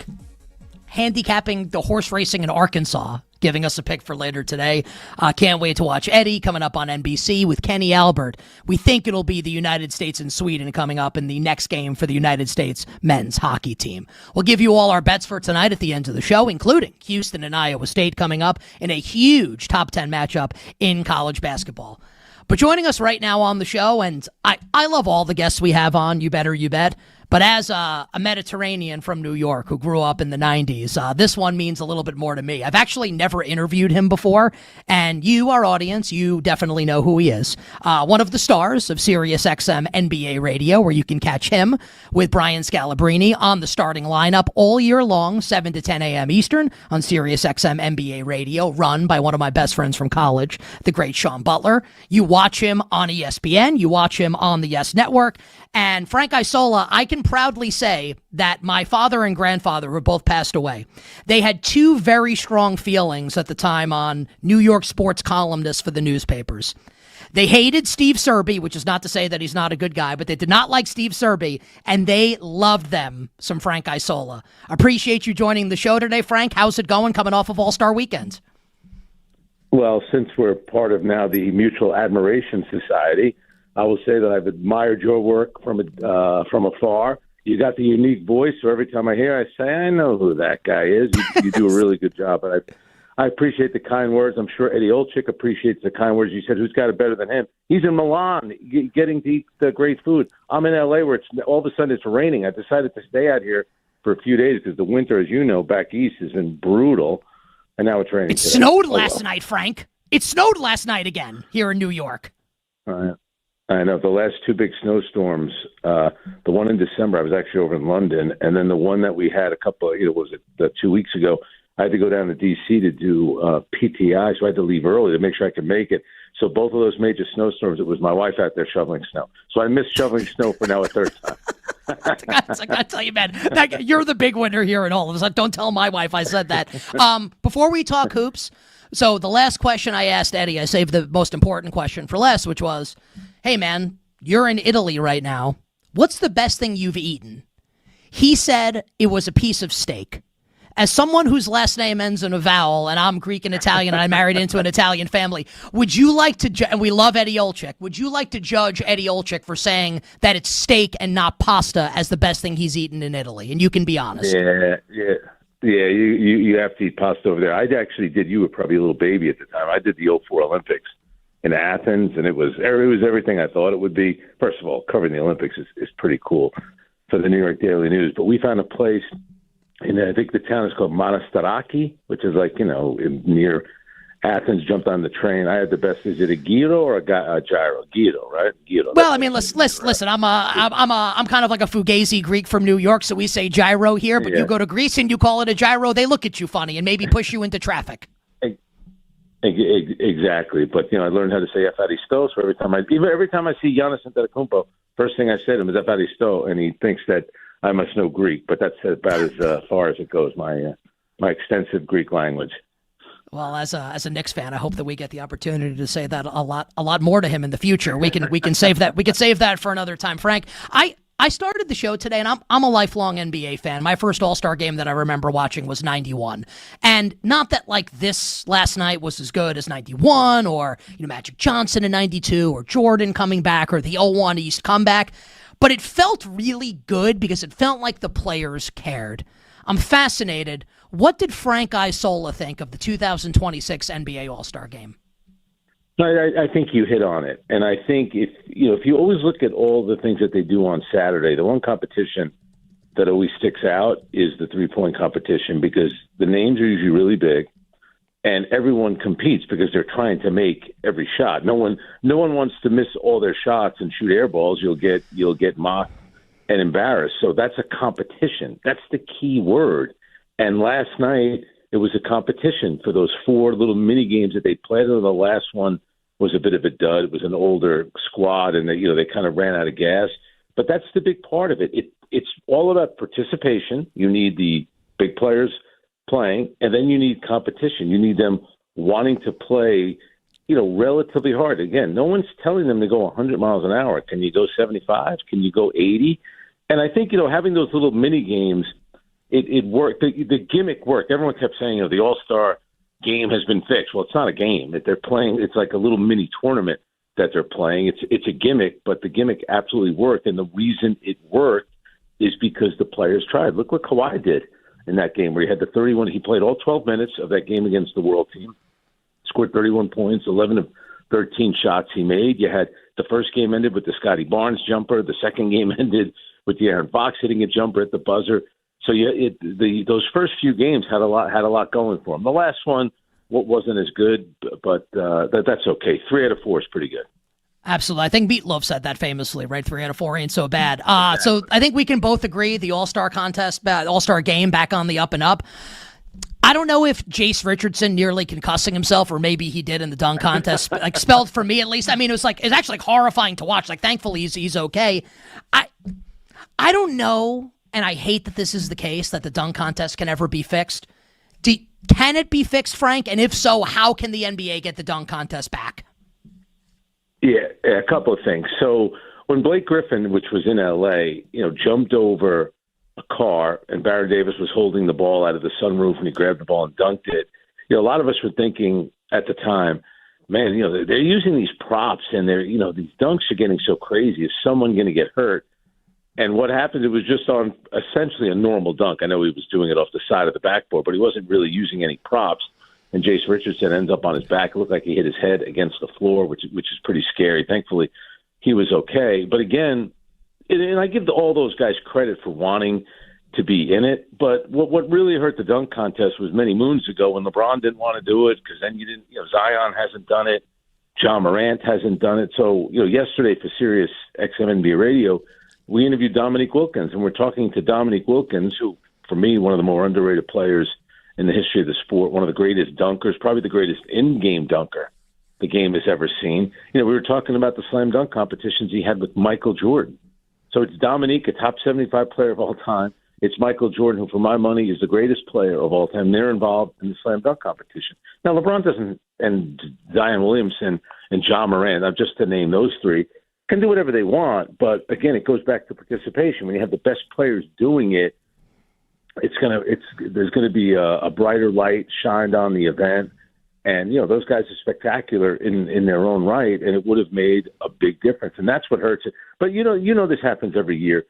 Some years the slam dunk contest hits, other years it doesn't. My thing is, it's only for about a half hour to an hour out of an entire year, and it's NBA All-Star Weekend. So when it doesn't work, people just do away with the dunk contest. I don't think that. There's always going to be young guys coming up who might want to do it, but that's the big thing. They can get guys to participate in the 3-point. Obviously, they got the guys to play relatively hard last night in the All-Star Sunday stuff. Now, if we could just get some more high-profile players to do the slam dunk, that could change things a little bit. Couple more minutes with Frank Isola, joining us from Los Angeles right now, where it is very early there. Host of the Starting Lineup, Sirius XM NBA Radio, with our friend Brian Scalabrine, mornings 7 to 10 a.m. Eastern, ESPN and the Yes Network. As if there were other Frank Isolas that mattered at all, Frank's Twitter account is the Frank Isola. A couple more for you here, my friends. And I think last night, where both of us believe the players actually tried, and it was really awesome, and we love basketball, and it was great, I think that provides us some interesting subtext and context heading into what is the unofficial second half of the season, where for the first time, it really feels like NBA Commissioner Adam Silver is feeling the heat and under the microscope for teams like the Utah Jazz, kind of like spitting in the face, my words, not yours, kind of spitting in the face of the integrity of the league with tanking. Do you anticipate, Frank, anything changing in between now and the end of regular season to dissuade teams tanking for better draft position? Well, I hope that nothing happens between now and the end of the season, because I think it's unfair. Danny Green was from my town, was on ESPN, was it a week ago, and he was calling out the Utah Jazz for what they did. Danny Green won a championship with the San Antonio Spurs. One of Danny Green's teammates on the San Antonio Spurs was Tim Duncan. How do you think the Spurs got Tim Duncan? How do you think the Spurs got David Robinson? How do you think that they got Victor Wembanyama? They did it by tanking. Oklahoma City just won the championship. They went back-to-back years. They won 24 games and 22. The year they won 22 games, they lost a game at Memphis, 152-79. Okay, so they were tanking, and they ended up getting Chet Holmgren. So where was all the outrage over that? The Utah Jazz and the Indiana Pacers have been model franchises for over 40 years in the NBA, right? And they got terrific ownership, classy front office people, classy players, the whole thing. All right, so are they trying to manipulate the system? I'm not saying it's right, but everyone else has done it. So I just feel it's a little unfair all of a sudden to single them out. You want to change things? Wait until after the season to do it. It feels like, because they're two small markets, they're kind of getting picked on a little bit. So I think part of it, I don't think we've ever really seen it to this degree before the All-Star break. So think about the timing of it. Adam Silver is always going to address the media at some point during the NBA Finals. He gives a State of the League address, and then he always does it Saturday at All-Star Weekend. So all this tanking stuff became a huge story. So I felt like the league felt it was probably backed into a corner. We have to do something before Adam Silver addresses the media. So that's why they reacted the way they did. But remember, Utah won one of those games in Florida. They lost to Orlando where they benched their guys. They beat Miami. Indiana came to New York last week. They beat the Knicks, and they beat the Nets, and they're getting fined $100,000. They won the games. So, and I get it. A lot of this has to do with gambling and things of that nature. But, the way to improve in the NBA, the best way is to strike it big in the NBA draft. Now, you got to get lucky. You got to pick the right player. Portland picked Greg Oden one year. And then, Seattle/Oklahoma City got Kevin Durant. I get all that, but everyone's talking about how great this draft is. And obviously, these teams feel the same way because they're all trying to get into the top 5 to get one of these players. Honestly, I'm happy that the Utah-Miami game happened because the Bam Adebayo post-game quote, I think, is one that will go down in one of the greatest quotes ever, yes. Which is, we have to beat the teams that are trying to win. And we also need to try to beat the teams that are trying to lose after they lost to the Utah Jazz. One of my favorite quotes ever.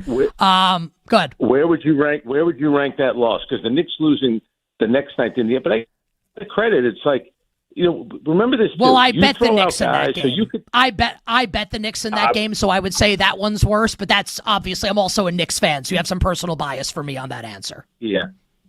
I would have bet the Knicks would have won that one by 30. They ended up winning the next night by 30. But always remember this, and this happened to the Nets when they played a couple of games where they're sitting, Michael Porter Jr. and Diego Diome and the rookie didn't play. But the guys that you're putting out there, those guys are all trying to earn minutes. They're trying to earn a full, another contract. So they're going to go out and play hard. And the coaches are trying to win. So nobody's really, except I guess you could make the case Utah pulling their guys.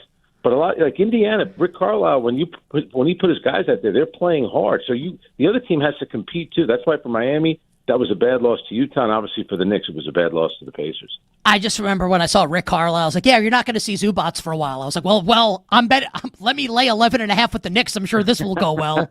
And then Knicks, of course, lose 126-123. Frank, like I did with Eddie Olczyk, we will save the most important question for last. So you agree with me? If you're going to go to Italy, you have to. But pasta has to be number 1 on the list. If we had a Frank Isola pasta power ranking, and this can be the pasta itself or a dish, what is number 1 on the list for one of New York's great Italians, Frank Isola? I only eat it a few times a year, but cacio e pepe. I'd take that one. Yeah. How about that? You need to go to, if you've never gone, it's a restaurant in Brooklyn called Noodle Pudding, which is the Italian translation of the owner's last name. They'll have the best cacio e pepe you've ever had. That is a promise from me to you. And I'll let you go on this note. Now, you can't see it because you're on the phone. Mike Brown, our video producer, put the picture of Frank on the screen that we've had here. The picture that we have here, I don't know if you're aware of this picture. It looks like if you were ever going to be on the cover of GQ, like this is Blue Steel from Zoolander. You can't see it, but man, you're handsome in this picture, man. That picture's probably like 30 years old. I wish I looked like that. Those days are long.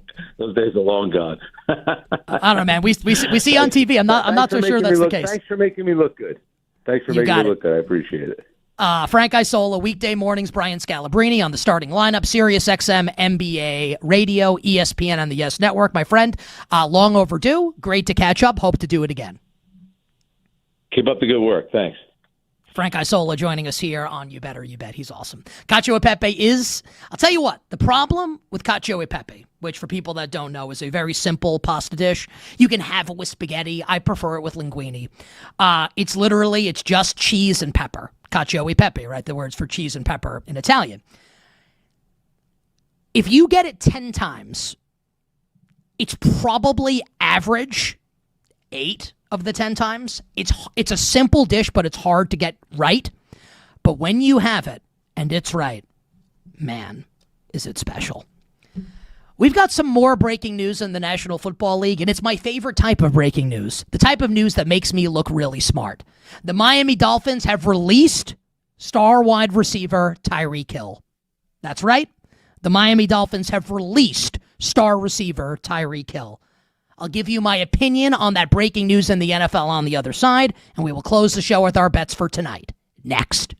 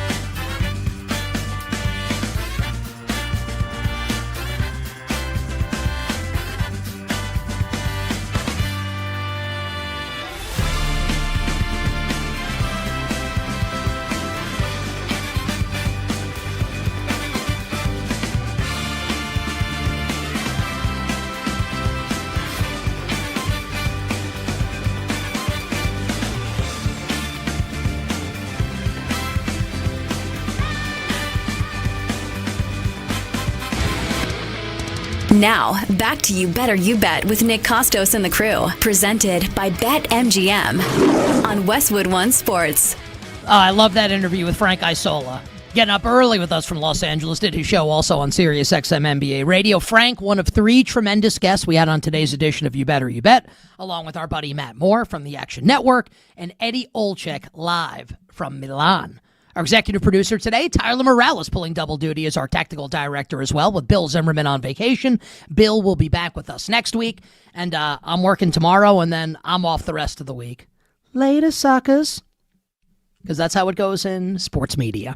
So Tyler is our executive producer. Our engineer is Kenny Henderson. Our video producers, the tag team of Downtown Mike Brown and Dan the Man Turner. Black and Abdallah coming up next on Westwood One Sports. We'll close the show in a few minutes with all our bets for tonight, but the news that I gave you to end last segment, the Miami Dolphins have released star receiver Tyreek Hill. Not a surprise if you've been paying any attention to the National Football League.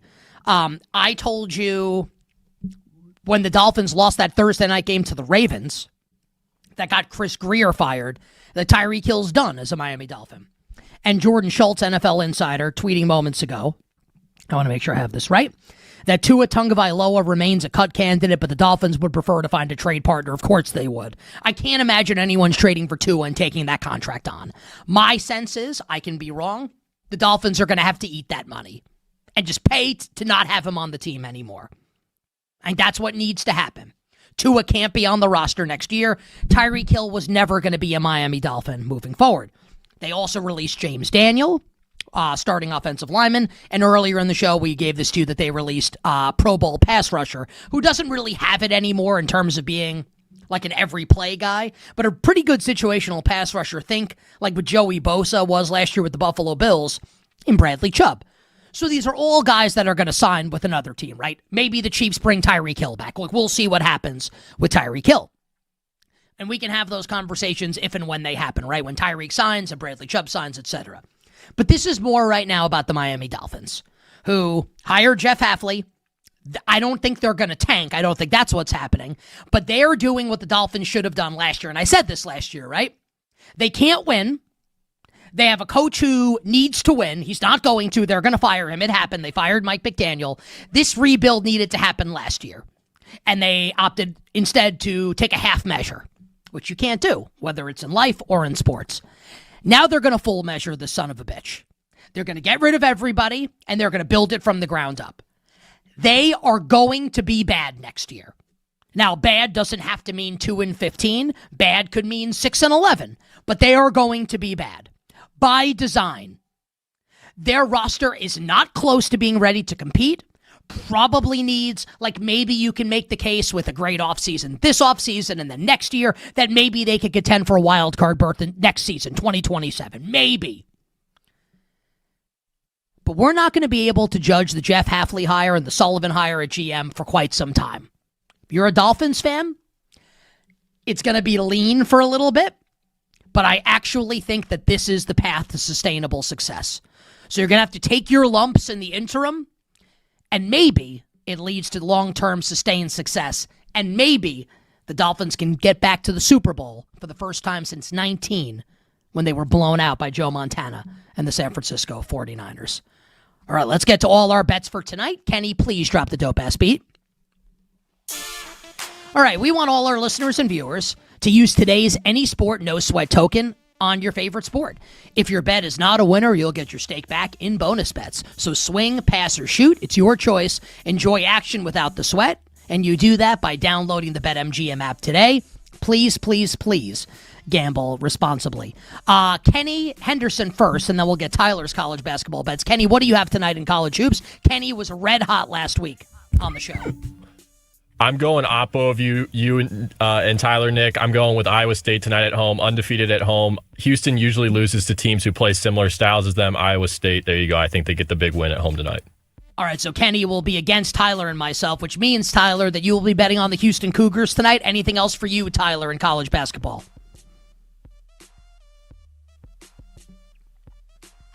Okay, we don't have Tyler. Tyler's week is EP, getting off to a great start here. Tyler can type in the chat what he likes for tonight. All right, so for me, I'm taking Houston plus the points. I love Houston tonight in college basketball, where I think Kingston Fleming makes all the difference for the Cougars. So we are sitting right now. The line of the game is at, let's see. We are at 2.5 right now. 2.5. Give me Houston plus 2.5 at Iowa State. And I'm actually, this kind of makes me sick. I'm going to take the points with Syracuse against Duke. I'm going to bet Syracuse plus 19.5 at Cameron Indoor. Duke is playing a very slow style of basketball right now. Cam Boozer played 37 minutes in the win against Clemson on Saturday. I don't think Syracuse is going to win, but I do think Syracuse can keep it within 20. So my 2 college basketball bets for tonight, again, Houston plus 2.5 on the road at Iowa State, and Syracuse plus 19.5 on the road at Duke. Thankfully, there's no NBA tonight to bet, because NBA regular season betting has not been going great for yours truly. Can't wait for tomorrow's edition of the show. We can tell you already that Connor Rogers is going to be joining us from NBC Sports Talking NFL. Danny Parkins, first things first, on Fox Sports 1 in his weekly spot. And at least one other surprise in the form of a guest tomorrow as well. And I will catch you then tomorrow on a terrific Sports Tuesday. Until then, on behalf of our crew, I am Nick Kostos wishing you minimal sweats, winning bets, and the absolute very best of luck. Our good friends, Black and Abdallah, coming up next. Westwood One Sports on this Monday.